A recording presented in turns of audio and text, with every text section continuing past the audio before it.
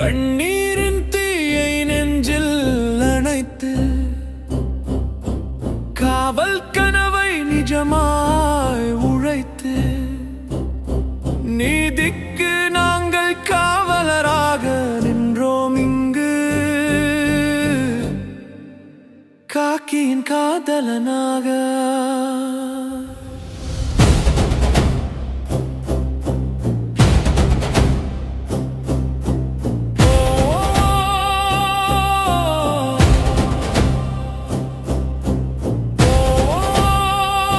அன்பு மாணவ செல்வங்கள் அனைவருக்கும் வணக்கம்.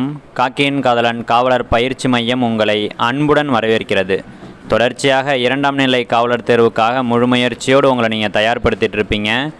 நமது பயிற்சி மையத்தின் சார்பாக நீங்கள் காவலர் தேர்வை சிறப்பாக எதிர்கொள்ள வேண்டும் அப்படின்ற நோக்கத்தோடு மிக முக்கியமான தலைப்புகளை எல்லாம் நம்ம பார்த்துட்ருக்குறோம். அந்த வகையில் இன்றைக்கி நம்ம புவியியல் பார்க்க போகிறோம். புவியியல் அப்படின்னு சொல்லும்பொழுது மற்ற தலைப்புகள்லாம் இருக்குது இல்லையா, இயற்பியல், வேதியியல், உயிரியல், அரசியல் அறிவியல், வரலாறு, இந்த தலைப்புகள் கூட ஒப்பிடும்போது இந்த புவியியல் அப்படின்றது ரொம்ப ரொம்ப சுலபமான ஒரு தலைப்பு. இதில் நீங்கள் எளிமையாக இதில் கேட்கக்கூடிய 9 கேள்விகளுக்குமே நீங்கள் விடையளிச்சிடலாம். நம்ம இந்த புவியியல் பகுதியில் 6வதுலேருந்து 10வது வரைக்கும் ஸ்கூல் புக்கில் என்னென்ன விஷயங்கள் எல்லாம் சொல்லியிருக்கிறாங்க அப்படின்றத நம்மளுடைய போலீஸ் எக்ஸாம் பாயிண்ட் ஆஃப் வியூவில் பார்த்துட்டு இந்த புவியியல் பகுதியில் இருக்கக்கூடிய மிக முக்கியமான 200 கேள்விகளும் அதற்கான பதில்களையும் அதனுடன் தொடர்புடைய கேள்விகளையும் நம்ம இந்த வீடியோ பதிவில் பார்க்க போகிறோம். நிச்சயமாக வரக்கூடிய ஒரு 35 நிமிஷத்தில் ஒட்டுமொத்த புவியியலையும் நம்ம பார்த்துட்டு அடுத்ததாக 200 கேள்விகளுக்கும் அதனை சார்ந்த கேள்விகளுக்கும் நம்ம பதிலை பார்க்கலாம். சரிங்களா? வகுப்பெல்லாம் நம்ம ஆரம்பிச்சிடலாம். புவியியல் அப்படின்றது ரொம்ப ரொம்ப சுலபமான ஒரு தலைப்பு.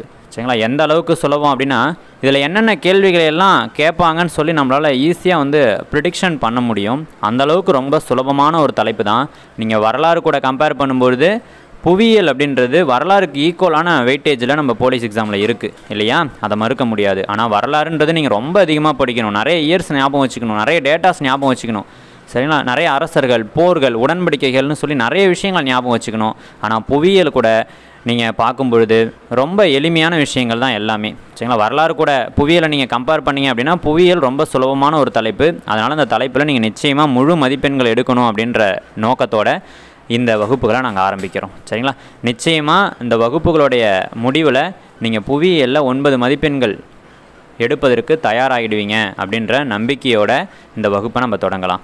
புவியியல்லாம் என்ன அப்படின்ற ஒரு அவுட்லைன் ஃபஸ்ட்டு நீங்கள் தெரிஞ்சுக்கிங்க. நம்ம இந்த வகுப்பில் என்ன பார்க்க போகிறோம் அப்படின்னா, நம்ம இப்போ எங்கே இருக்கிறோம், நீங்கள் இப்போ விருதுநகரில் இருக்கலாம், தூத்துக்குடியில் இருக்கலாம், கன்னியாகுமரியில் இருக்கலாம், சிவகங்கையில் இருக்கலாம், ராமநாதபுரத்தில் இருக்கலாம், சென்னையில் இருக்கலாம், காஞ்சிபுரத்தில் இருக்கலாம், சரிங்களா, திருவண்ணாமலை, வேலூர், திருப்பத்தூர், கோயம்புத்தூர், சேலம், எங்கே வேணாலும் இருக்கலாம்.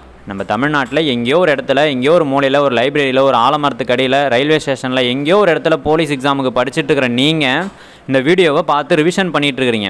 அப்போ நம்ம எங்கே இருக்கிறோம் அப்படின்றத பற்றியும் நம்ம இருக்கக்கூடிய இடத்த பற்றியும் இந்த காலநிலை பற்றியும் நம்ம தெரிஞ்சுக்கிறது தான் புவியியல். சரிங்களா? அந்த பூமியில் நம்ம வாழ்ந்துட்டுருக்குறோம். இந்த பூமி நம்ம இருக்கக்கூடிய இடம், இதனோட இயற்கை அமைப்பு, நமக்கு இந்த இயற்கையோடு ஒத்து நம்ம வாழ்ந்துட்டுருக்குறோம் இல்லையா, இந்த விஷயத்தை பற்றி நம்ம தெரிஞ்சுக்க போகிறோம். இதுதான் புவியியல். ஃபஸ்ட்டாக நம்ம பூமி எங்கே இருக்குது அப்படின்ற விஷயத்தை நம்ம தெரிஞ்சுக்கணும் இல்லையா? பேரண்டத்தில் பேரண்டம் அப்படின்றது ரொம்ப பெருசு. அந்த பேரண்டத்தில் பால்வழி அண்டம் அப்படின்ற விஷயம் இருக்குது இல்லையா? இந்த பால்வழி அண்டம் மாதிரியே நிறைய அண்டங்கள்லாம் இருக்குது பேரண்டத்தில். அந்த பால்வழி அண்டத்தில் நிறைய நட்சத்திரங்கள்லாம் இருக்குது. அதில் ஒரு நட்சத்திரம் தான் நம்ம சூரியன். இந்த சூரியனை சுற்றி 8 கோள்கள் இருக்குது. அந்த 8 கோள்களில் ஒரு கோள் தான் நம்ம பூமி. அந்த பூமியில் தான் நம்ம வாழ்ந்துட்டுருக்குறோம். சரிங்களா? இந்த பூமியில் 5 பெரிய கடல்களும் 7 பெரிய கண்டங்களும் இருக்குது. அந்த 7 பெரிய கண்டத்தில் நம்ம ஆசிய கண்டம் அப்படின்றது தான் ரொம்ப பெரிய கண்டமாக இருக்குது. அந்த ஆசிய கண்டத்தில் இருக்கக்கூடிய ஒரு நாடு தான் நம்ம இந்திய தேசம். அந்த இந்திய தேசத்தில் 28 மாநிலங்களும் 8 யூனியன் பிரதேசங்களும் இருக்குது. அதில் ஒரு மாநிலம் தான் நம்ம தமிழ்நாடு. அந்த தமிழ்நாட்டில் நிறைய மாவட்டங்களும், சரிங்களா, நிறைய ஊராட்சிகள் இருக்குது, பேரூராட்சிகள் இருக்குது, வட்டங்கள் இருக்குது, கிராமங்கள் இருக்குது. அதில் எங்கேயோ ஒரு கிராமம், எங்கேயோ ஒரு நகரத்தில், எங்கேயோ ஒரு லைப்ரரியில் நீங்கள் உட்காந்து பார்த்துட்ருக்குறீங்க. இதுதான் விஷயம். இதை தான் நீங்கள் ஃபஸ்ட்டு தெரிஞ்சுக்கணும். அப்போ நம்ம என்ன விஷயங்களை எல்லாம் இந்த புவியியல் பகுதியில் பார்க்க போகிறோம் அப்படின்னா, பேரண்டம், சூரிய குடும்பத்தை பற்றி பார்ப்போம். சரிங்களா? ஃபஸ்ட்டு சூரிய குடும்பத்தை பற்றி பார்ப்போம். அதில் இருக்கக்கூடிய 8 கோள்களை பற்றி பார்ப்போம். எக்ஸாம் பாயிண்ட் ஆஃப் வியூவில் ரொம்ப ரொம்ப சிம்பிளான கொஸ்டின்ஸ் மட்டும்தான் இதில் இருக்குது. நம்ம ரொம்ப ஃபாஸ்ட்டாக பார்த்துடலாம். சரிங்களா? அடுத்ததாக அடுத்ததாக நம்ம பூமின்னு சொல்லும்போது பூமியோடைய அந்த வடிவமைப்பு ஜியாய்டு வடிவத்தில் நம்ம பூமி இருக்கும். இந்த பூமியை பற்றி நிறைய பேர் நிறைய விஷயங்களை சொல்லியிருக்கிறாங்க. 2 முக்கியமான அறிஞர்களை பற்றி நம்ம பள்ளி பாடப்புத்தகத்தில் கொடுத்துருக்குறாங்க. ஒருத்தர் வந்து தாலமி, சரிங்களா, ஜியோகிராஃபி அப்படின்ற புத்தகத்தை எழுதிய தாலமி. இன்னொருத்தவங்க வந்து நம்மளுடைய பண்டைய இந்தியாவில் ஒரு அறிவியல் ஆராய்ச்சியாளராக இருந்தவங்க ஆரியப்பட்டா, சரிங்களா. இவங்க 2 பேரை பற்றி சொல்லியிருக்கிறாங்க. இவங்க எழுதின புத்தகம் வந்து பார்த்திங்கன்னா ஆரியப்பட்டா சித்தாந்தம் அப்படின்றது தான், சரிங்களா. ஆரியப்பட்டா சித்தாந்தம் அப்படின்ற புத்தகத்தை எழுதியிருப்பாங்க. அப்போ இந்த 2 பேரை பற்றி கொடுத்துருக்குறாங்க, சரிங்களா. அப்போ இந்த பூமியை பற்றி முதல்ல அச்சக்கோடு தீர்க்கக்கோடு இதெல்லாம் வரைஞ்சி இந்த பூமி இப்படி தான் இருக்குது, ஜியாய்டு வடிவத்தில் தான் இருக்குது, பூமி ஒரு கோலமாக இருக்குது அப்படின்னு சொல்லி கரெக்டாக ஒரு வடிவமைப்பை கொடுத்தது யார் அப்படின்னா தாலமி கொடுத்துருப்பார், சரிங்களா. அப்போ அச்சக்கோடுகள் அப்படின்னு சொன்னோம்னா கிடைமட்டமாக போகக்கூடிய கோடுகளை நம்ம அச்சக்கோடுகள்னு சொல்கிறோம் இல்லையா. செங்குத்தாக போகக்கூடிய கோடுகளை வந்து தீர்க்க கோடுகள் அப்படின்னு சொல்கிறோம். இந்த அச்சக்கோடுகள் தீர்க்க கோடுகள் இதை வச்சு தான் பூமியில் நம்ம எங்கே இருக்கிறோன்ற விஷயத்தை நம்ம தெரிஞ்சுக்கிறோம்.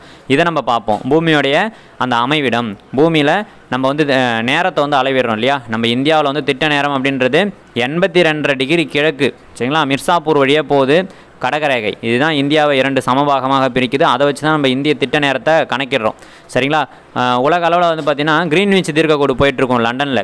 அதுக்கும் நம்ம இந்தியாவில் இருக்கக்கூடிய திட்ட நேரத்துக்கும் 5.5 மணி நேரம் வித்தியாசம் இருக்கும். இந்த கான்செப்ட் நம்ம பார்ப்போம். அப்போ நம்ம பூமியோடைய வடிவத்தை பார்க்குறோம். அடுத்ததான் வந்து பார்த்திங்கன்னா இந்த பூமியை நம்ம 3ஆக பிரிக்கலாம் இல்லையா. நிலக்கோளம், நீர்க்கோளம், வளிக்கோளம் அப்படின்னு சொல்லி பிரிக்கிறோம். அப்போ அந்த நிலத்தை பற்றி நம்ம தெரிஞ்சுப்போம். அப்போ பூமி அப்படின்னு சொல்லும்பொழுது மேலேடு, கவசம், கருவம்னு சொல்லி பிரிச்சிருப்போம், சரிங்களா. அப்போ பூமிக்குள்ளார வெப்ப சக்தி இருக்குது. இந்த வெப்ப சக்தி தான் இயக்க சக்தியை கொடுக்குது. இந்த விஷயத்தெல்லாம் நம்ம பார்ப்போம். நம்ம புவியியல் வந்து இப்படி தான் நகரப்போகுது. இந்த அவுட்லைனை தெரிஞ்சுக்கிட்டிங்கன்னா அடுத்து வரக்கூடிய ஒரு 20 நிமிஷத்தில் ஒட்டு மொத்தமாக நம்ம ஜாகிரஃபியை முடிச்சு விட்டு போயிட்டே இருக்கலாம். இவ்வளோ தான் geography. Police exam point of வியூவில் ரொம்ப முக்கியமான கொஸ்டின்ஸு, முக்கியமான விஷயம், கான்செப்ட் ஓரியன்டாக நம்ம தெரிஞ்சுக்கிட்டோம் அப்படின்னா இந்த எக்ஸாமுக்கு தேவையான நாலேஜ் நமக்கு கிடச்சிரும். ஈஸியாக எந்த கேள்வி கேட்டாலும் நம்ம அடிச்சுட்டு வந்துக்கிட்டே இருக்கலாம். புரியுதுங்களா. அப்போ ஃபஸ்ட்டு நம்ம சூரிய குடும்பத்தை பார்க்குறோம். சூரிய குடும்பத்தை பார்த்ததுக்கப்புறம் பூமியோட அமைவிடம் பார்க்குறோம். பூமியோட அமைவிடம் பார்த்ததுக்கப்புறம் 7 கண்டங்கள் இருக்குது, 5 கடல்கள் இருக்குது. அதில் நம்ம ஆசிய கண்டத்தை பற்றியும் மற்ற கண்டத்தை பற்றியும் பார்க்கலாம். இந்த கண்டம் அப்படின்னு சொல்லும்பொழுது இதில் வந்து பார்த்திங்கன்னா நில தோற்றம் இருக்குது இல்லையா. எல்லா நிலங்களும் ஒரே மாதிரி இல்லை, எல்லா இடமும் சமவெளியாக இல்லை, பீடபூமியாக இல்லை, மலைகளாக இல்லை, பள்ளத்தாக்குகளாக இல்லை, எல்லாமே இருக்குது. எல்லா இடத்துலையும் எல்லாமே இருக்குது. அப்போ கடற்கரைகள் இருக்கும் ஒரு சில இடத்துல பார்த்திங்கன்னா மலைகள் இருக்கும், ஒரு சில இடத்துல குன்றுகள் இருக்கும், ஒரு சில இடத்துல நீர்வீழ்ச்சி இருக்கும். அப்போ நிலத்தோற்றம் அப்படின்னு சொல்லும்போது நீர்வீழ்ச்சி இருக்குது, கடற்கரைகள் இருக்குது, ஏரிகள் இருக்குது, ஆற்று வளைவுகள் இருக்குது, சரிங்களா. இந்த மாதிரி மண்ணை பற்றி பார்க்குறது எல்லாமே தான் நிலத்தோற்றம், எல்லாமே சேர்ந்தது தான் நிலத்தோற்றம். அதை பற்றி நம்ம பார்ப்போம், சரிங்களா. அடுத்ததாக பூமியோடைய உள்ளமைப்பு நம்ம சொன்னோம் இல்லையா, மேலேடு, கவசம், கருவம், இதை பற்றி பார்ப்போம், சரிங்களா. இதெல்லாம் நம்ம பார்த்துட்டோம்னா அடுத்ததாக நம்ம பார்க்க போகிற தலைப்பு வந்து பார்த்திங்கன்னா இந்த பூமியில் வாழக்கூடிய மக்கள். அப்போ பாருங்கள், எல்லா இடத்துலையும் ஒரே மாதிரியான காலநிலை நடக்கிறது இல்லை. எல்லா இடத்துலையும் நிலத்தோற்றமும் ஒரே மாதிரி இல்லை. ஊட்டியில் வந்து அதிகமாக குளிருது, சென்னையில் வந்து பார்த்திங்கன்னா மழை பெய்யுது, வெயில் அடிக்குது, எல்லாமே நடக்குது. ராமநாதபுரத்தில் அதிகமாக வெயில் அடிக்குது, வறண்ட காலநிலை நிலவுது. கன்னியாகுமரியில் எல்லா பருவ காலத்துலையுமே மழை பொழியுது. வடகிழக்கு பருவமழையாக இருந்தாலும் சரி, தென்மேற்கு பருவமழையாக இருந்தாலும் சரி, மழை பொழிவு அப்படின்றது கிடைக்குது, சரிங்களா. அடுத்ததாக பாருங்கள், வேலூரில் பாருங்கள், வெயில் வந்து பொழந்து கட்டும். அப்போ ஒரு இடத்துல இருக்கிற மாதிரி காலநிலை ஒரு இடத்துல கிடையாது இல்லையா. அப்போ ஜம்மு காஷ்மீரில் எப்பயுமே குளிரும், சரிங்களா. இதெல்லாம் நீங்கள் அப்படியே பாருங்கள். அப்போ இதே மாதிரி உலகம் முழுவதும் இருக்கக்கூடிய மக்கள் எப்படி வாழ்கிறாங்க, அப்போ அங்கங்கே இருக்கக்கூடிய மக்களுடைய இனங்களை நம்ம எப்படி பிரிச்சுருக்கிறோம், இதை நம்ம பார்த்துக்கலாம். அடுத்ததாக வளங்கள், மக்கள் இருக்கிறாங்க. இந்த மக்கள் என்ன பண்ணுறாங்கன்னா நிறைய கனிமங்களை வந்து எடுக்கிறாங்க இல்லையா. நிறைய கனிமங்கள், தங்கம், அலுமினியம், இரும்பு, பித்தளை, செம்பு, நிறைய தாமிரம், சரிங்களா, பிளாஸ்டிக் எடுக்கிறாங்க. இந்த மாதிரி நிறைய கனிமங்கள் மண்ணில் நமக்கு கிடைக்கக்கூடிய மிக முக்கியமான கூறு எதுனா கனிமங்கள் தான். இந்த கனிமங்களை பற்றி நம்ம பார்க்க போகிறோம். அதை தான் நம்ம வளங்கள்னு சொல்கிறோம். இதிலே காற்றாற்றல் இருக்குது, நீராற்றல் இருக்குது, வெப்ப ஆற்றல் இருக்குது, சரிங்களா, அணு ஆற்றல் இருக்குது. இது எல்லாத்த பற்றி நம்ம படிக்க போகிறோம். அடுத்ததாக பார்த்திங்கன்னா சுற்றுலா. இப்போ நமக்கு என்டர்டைன்மெண்ட் அப்படின்னு சொல்லும்போது இந்த சுற்றுலான்றது ஒரு மிகப்பெரிய ஒரு துறை. இப்போ பார்த்தீங்கன்னா ஒரு அரசாங்கம் இருக்குதுன்னா அதுக்கு வந்து பார்த்திங்கன்னா சுற்றுலாத்துறை அமைச்சர்னே தனியாக இருக்கிறாங்க இல்லையா, நம்ம பார்க்குறோம். அப்போ சுற்றுலான்றதும் ஒரு மிக முக்கியமான ஒரு காரணியாக இருக்குது. அப்போ சுற்றுலா நம்ம சொல்லும்பொழுது மலைவாழ் இடங்கள் இருக்கும், நீர்வீழ்ச்சிகள் இருக்குது, வனவிலங்கு சரணாலயங்கள் இருக்குது, பறவைகள் சரணாலயம் இருக்குது, தேசிய பூங்காக்கள் இருக்குது, முக்கியமான கடற்கரைகள் இருக்குது. இங்கே எல்லாமே சுற்றுலாவுக்காக மக்கள் போகிறாங்க. அதை நம்ம பார்க்கலாம். அடுத்ததான் மண் மற்றும் பாறைகள்லேருந்து தான் மண் அப்படின்றது உருவாகுது. அப்போ மண் அப்படின்னு சொன்னோம்னா 8 வகையான மண் நம்ம பூமியில் வந்து நம்ம பார்க்குறோம், சரிங்களா. 8 வகையான மண் இருக்குது. அந்த மண்ணை பற்றியெல்லாம் நம்ம தெரிஞ்சுக்க போகிறோம். அடுத்ததாக காலநிலைனா அன்றாடமாக நடக்கக்கூடிய நிகழ்வு, சரிங்களா. வானிலை அப்படின்றது அன்றாடமாக நடக்கக்கூடிய நிகழ்வு. காலநிலை அப்படின்றது அப்படின்றது ஒரு 35 வருஷம் சராசரியாக நடந்த வானிலையை பற்றி சொல்லக்கூடியது தான் காலநிலை. அப்போ வானிலைன்னா என்ன, காலநிலை என்ன அப்படின்றத நம்ம பார்ப்போம். நீரியல் சுழற்சி. நீர் அப்படின்றது நம்ம பூமியில் 71% நீர் இருக்குது இல்லையா, 71% நீர் இருக்குது. அந்த 71% நீரில் 97% நீர்ன்றது உப்பு தண்ணியாக தான் இருக்குது, நம்மளால் பயன்படுத்த முடியாமல் தான் இருக்குது இல்லையா. மீதி இருக்கக்கூடிய ஒரு 2.5% மட்டும்தான் நம்ம பயன்படுத்துகிற மாதிரி இருக்குது. அதை பற்றி நம்ம பார்க்க போகிறோம். வளிமண்டலத்தை பற்றி பார்க்க போகிறோம் சரிங்களா. அப்போ இந்தியாவுடைய அமைவிடம், நிலத்தோற்றம், வடிகால் அமைப்பை பற்றி பார்க்க போகிறோம். இதெல்லாம் நம்ம ரொம்ப முக்கியம் இல்லையா. காலநிலை, வேளாண்மை, மக்கள் தொகை, போக்குவரத்து, தகவல் தொடர்பு, தமிழ்நாட்டுடைய இயற்கை அமைப்பு பிரிவுகள், தமிழ்நாட்டில் இருக்கக்கூடிய மானுட புவியியல், இதெல்லாம் நம்ம பார்த்தோம்னா புவியியல் அப்படின்றது முடிஞ்சிருச்சு இல்லையா. ரொம்ப ரொம்ப எளிமையான ஒரு தலைப்பு தான். நீங்கள் ரொம்ப சந்தோஷமாக வரக்கூடிய ஒரு 20 நிமிஷத்தை சரியாக கவனிச்சிங்க அப்படின்னா நம்ம ஸ்கூல் புக்கில் இருக்க எல்லா கொஸ்டின்ஸுமே ஓரலாக ரிவிஷன் பண்ணிடலாம் சரிங்களா. தயாராக இருங்க. இப்போ ஃபஸ்ட்டு நம்ம பார்க்க போகிறது வந்து பார்த்தீங்கன்னா இந்த பேரண்டம் சூரிய குடும்பம் அப்படின்றது தான் சரிங்களா. சூரிய குடும்பம் நம்ம சொன்னோம், ஆரம்பத்திலே சொன்னோம் இல்லையா. இந்த பேரண்டத்தில் பால்வழி அண்டம் அப்படின்றது இருக்குது. இந்த பால்வழி அண்டத்தில் நிறைய நட்சத்திரங்கள் இருந்தாலும் நம்ம சூரியன் அப்படின்றதுல தான் நம்ம இருக்கிறோம் இல்லையா. சூரிய குடும்பத்தில் நம்ம ஒரு கோளாக இருக்கிறோம். அப்போ 8 கோள்கள் அப்படின்றது இந்த சூரியனை சுற்றி வருது. சூரியனை மையமாக கொண்டு நீள்வட்ட பாதையில் 8 கோள்கள் சுற்றிட்டு இருக்கு இல்லையா. அப்போ அந்த கோள்களுடைய முக்கியத்துவன்றது நம்ம எக்ஸாம் பாயிண்ட் ஆஃப் வியூவில் கேட்பாங்க. புதன் அப்படின்றது தான் ரொம்ப சின்ன கோள், சூரியனுக்கு பக்கத்திலே இருக்கும் சரிங்களா. அடுத்ததாக இருக்கக்கூடியது வெள்ளிக்கோள். இந்த வெள்ளிக்கோள் அப்படின்றது ரொம்ப வெப்பமான கோள் சரிங்களா. அப்போ இது வந்து ரோமானியர்களுடைய அன்பு மற்றும் அழகை பற்றி சொல்லக்கூடிய கோள். பூமின்றது எந்த ஒரு கிரேக்க ரோமானிய கடவுள்களின் பெயராலும் அழைக்கப்படாத கோள். பூமிக்கு ஒரே ஒரு துணைக்கோள் இருக்குது, அதுதான் நம்மளுடைய நிலவு சரிங்களா. அடுத்ததாக பூமிக்கு பக்கத்தில் இருக்கக்கூடிய கோள் செவ்வாய். இந்த செவ்வாய் அப்படின்றத சிவப்பு கோள் அப்படின்னு சொல்லுவாங்க. சிவப்பு கோள் அப்படின்னு சொல்லக்கூடிய கோள் எது, செவ்வாய். இது ரோமானியர்களுடைய போர்க்கடவுள் அப்படின்னு சொல்லி அழைக்கக்கூடியது. புதன் அப்படின்றது ரோமானியர்களுடைய தூது கடவுள்னு சொல்கிறோம். அடுத்ததாக வெள்ளின்றது அன்பு மற்றும் அழகை உணர்த்தக்கூடிய கடவுளாக நம்ம சொல்கிறோம். வெள்ளி. பூமி எந்த ஒரு ரோமானியர்களுடைய கடவுளோட பெயராலும் அழைக்கப்படாத ஒரு கோள். வியாழன் அப்படின்னு சொல்லும்போது மிகப்பெரிய கோள் இது சரிங்களா. இதுதான் ரோமானியர்களுடைய முதன்மை கடவுள்னு நம்ம சொல்கிறோம் சரிங்களா. அடுத்ததாக சனின்றதை வளையக்கோள் அப்படின்னு சொல்லலாம். சனின்றதை வளையக்கோள்னு சொல்லலாம். தண்ணீரில் மிதக்கிற அளவுக்கு இருக்கக்கூடிய கோள் எதுன்னு கேட்டிங்கன்னா சனிக்கோள் அப்படின்னு சொல்லலாம். அப்போ வேளாண்மை கடவுள் அப்படின்னு சொல்லக்கூடியது. யுரேனஸ் அப்படின்னு சொல்லும்போது உருளுங்கோள் அப்படின்னு சொல்லலாம். தொலைநோக்கியால் முதல்ல கண்டுபிடிக்கப்பட்ட கோள் எதுனா இந்த யுரேனஸ் அப்படின்றது தான். நெப்டியூன் அப்படின்னா குளிர்ந்த கோள்னு சொல்லலாம். புரியுதுங்களா உங்களுக்கு. அப்போ 8 கோள்களை பற்றி நீங்கள் நிச்சயமாக தெரிஞ்சிருக்கணும்.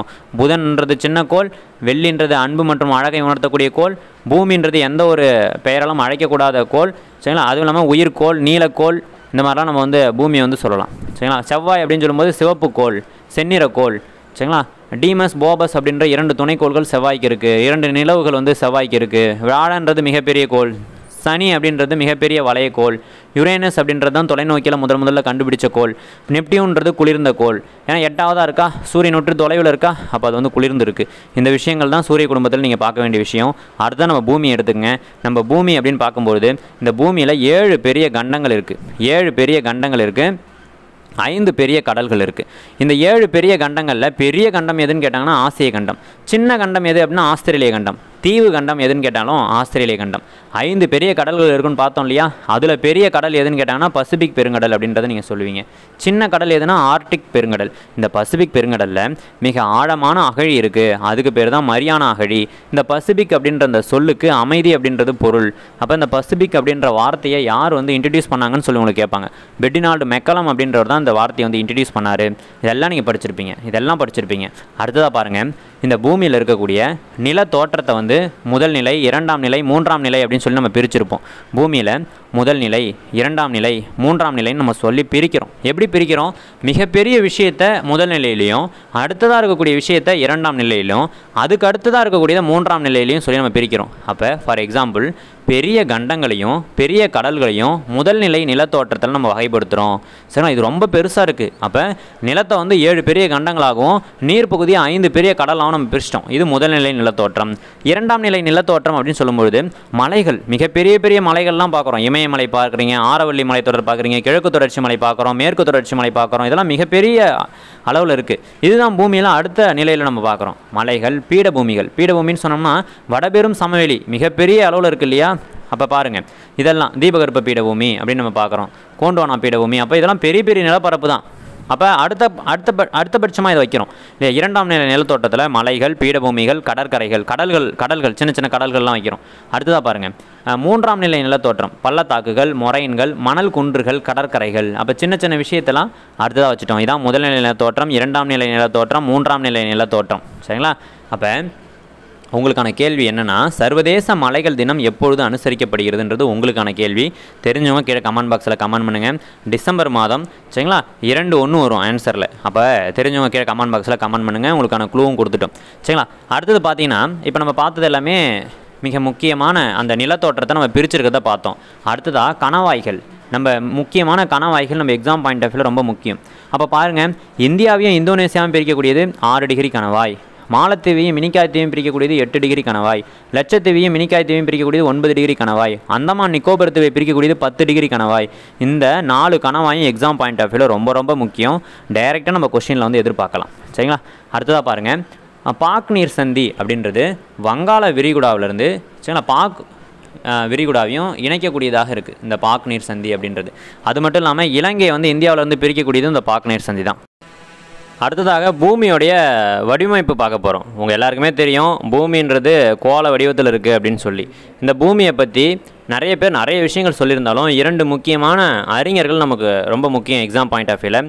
ஒருத்தவங்க நம்மளுடைய பண்டைய இந்தியாவில் இருந்த வானவியல் அறிஞர் ஆரியப்பட்டா அப்படின்றவங்க தான். சரிங்களா. இவங்க ஆரியப்பட்ட சித்தாந்தம் அப்படின்ற புத்தகத்தில் பூமி மேற்குலேருந்து கிழக்காக தான் சுற்றுதுன்னு ஃபஸ்ட்டு சொன்னவங்க இவங்க தான். சரிங்களா. அடுத்ததாக ஜியோகிராஃபி அப்படின்ற புத்தகம். இதில் அட்சரேகை தீர்க்கரேகை பற்றி ஃபஸ்ட்டு சொல்லி இதெல்லாம் வரைஞ்சவர் யாருன்னா தாலமி அப்படின்றவங்க தான். அப்போ அட்சரேகை அப்படின்னா என்னென்னு தெரிஞ்சுக்கங்க. பூமியோடைய கிடைமட்டமாக போகக்கூடிய கோடுகளை நம்ம அட்சக்கோடுகள் அப்படின்னு சொல்கிறோம். மொத்தம் அட்சக்கோடுகள் எத்தனை இருக்குது? 181 கோடுகள் இருக்குது. தீர்க்க கோடுகள்ன்றது இந்த மாதிரி போகும் இல்லையா. தீர்க்க கோடு அப்படின்றது 360 தீர்க்க கோடுகள் இருக்குது இல்லையா. அப்போ அட்சக்கோடுகள் தீர்க்க கோடுகள்ன்றதை முதல்ல வரைஞ்சவர் யாருன்னா தாலமி. அப்போ பாருங்கள், நிலநடுக்கோடு அப்படின்றது 0 டிகிரி அட்சக்கோடு. கடகரேகை அப்படின்னு எடுத்துக்கிட்டிங்கன்னா 23.5 டிகிரி. சரிங்களா. வடக்கு இதை தான் நம்ம கடகரேகைன்னு சொல்கிறோம். மகர ரேகை அப்படின்னா இதே 23.5 டிகிரி தான் தெற்கு. இதை வந்து நம்ம மகர ரேகை அப்படின்னு சொல்கிறோம். சரிங்களா. எக்ஸாம் பாயிண்ட் ஆஃப் வியூ ரொம்ப முக்கியம். உலகின் முதல் புவி மாதிரியை உருவாக்கியவர்கள் யாருன்னா கிரேக்கர்கள் உருவாக்குறாங்க. பூமியோடைய பரப்பளவு என்ன அப்படின்னு சொல்லி கேட்டாங்கன்னா 510 மில்லியன் சதுர கிலோமீட்டர் அப்படின்னு சொல்லணும். பூமியோடைய வடிவம் என்னன்னு கேட்பாங்க, ஜியாய்டு வடிவம்னு சொல்லுவீங்க இல்லையா. அடுத்த 0 டிகிரி தீர்க்கக்கோட்டை கிரீன்விச் தீர்க்கக்கோடுன்னு சொல்கிறோம், இல்லைனா முதன்மை தீர்க்கக்கோடுன்னு சொல்கிறோம். இதுதான் லண்டன் வழியாக போகுது. லண்டன் வழியாக போகுது. சரிங்களா. ராயல் வானியல் ஆராய்ச்சி மையம் எங்கே இருக்குன்னா லண்டனில் இருக்குது. இது அடிப்படையாக கொண்டு தான் உலக அளவில் நம்ம திட்ட நேரத்தை வந்து கணக்கிடுறோம். சரிங்களா. இந்த நேரத்துக்கும் நம்மளுடைய இந்தியாவில் கடகரேகை போகுதுன்னு நம்ம பார்க்குறோம். இந்தியாவை சமபாகமாக பிரிக்கக்கூடியது கடகரேகை. சரிங்களா. இது வந்து 82.5 டிகிரி கிழக்கு அப்படின்னு சொல்லி போகும் இல்லையா. அப்போ இந்த கடகரேகை அப்படின்றது அலகாபாத்தில் இருக்கக்கூடிய மிர்சாப்பூர் வழியாக போகுது. அலகாபாத்தில் இருக்கக்கூடிய மிர்சாப்பூர் வழியாக போகுது. இதன் வழியாக தான் நம்ம இந்திய திட்ட நேரத்தை கணக்கிடுறோம். இந்திய திட்ட நேரத்துக்கும் உலக அளவில் நம்ம பார்க்கக்கூடிய சர்வதேச திட்ட நேரத்துக்கும் இடையில இருக்கக்கூடிய அந்த டிஃப்ரெண்ட் வந்து பார்த்திங்கன்னா 5.5 மணி நேரம். சரிங்களா. அடுத்ததாக நேர மண்டலங்கள் 24 நேர மண்டலங்களை நம்ம பார்க்குறோம். 24 நேர மண்டலங்கள். ஒவ்வொரு நேர மண்டலத்துக்கும் இடையே இருக்கக்கூடிய கால இடைவெளின்றது 1 மணி நேரம். அப்போ அதிகமான நேர மண்டலங்களை கொண்ட நாடு ரஷ்யா. நம்ம இந்தியாவுக்கு ஒரு நேர மண்டலம் அப்படின்றது இருக்குது. சரிங்களா. இதெல்லாம் எக்ஸாம் பாயிண்ட் ஆஃப் வியூ ரொம்ப முக்கியம், தெரிஞ்சுங்க. அடுத்ததாக பன்னாட்டு தேதி கோடு அப்படின்னா என்னென்னு தெரிஞ்சுக்கணும். 180 டிகிரி. சரிங்களா. அப்போ அச்சக்கோடுகளும் தீர்க்கக்கோடுகளும் எந்த இடத்துல சந்திக்குதுன்னு கேட்பாங்க. இந்த துருவ பகுதி இருக்குது இல்லையா, இந்த துருவ பகுதியில் தான் அச்சக்கோடுகளும் தீர்க்கக்கோடுகளும் ஒன்றா சந்திக்குது. எக்ஸாம் பாயிண்ட் ஆஃப் வியூவில் பூமியோடைய வடிவமைப்பு அப்படின்னா இந்த கேள்விகளை மட்டும்தான் நீங்கள் பார்த்துருப்பீங்க. இது மட்டும் இல்லாமல் இந்த பூமியோடைய வடிவமைப்பை நம்ம பார்த்துட்டோம். அப்போ இதில் இருக்கக்கூடிய கண்டங்களை நீங்கள் தெரிஞ்சுக்கணும் இல்லையா. கண்டங்கள் அப்படின்னு சொல்லும்பொழுது கண்டத்தில் இருக்கக்கூடிய மிக உயரமான சிகரங்களை பார்ப்பீங்க. ஆசியாவில் எவரெஸ்ட் சிகரம் இருக்குது, தென் அமெரிக்காவில் அக்கான்குவா இருக்குது, வட அமெரிக்காவில் மெக்கன்சி இருக்குது.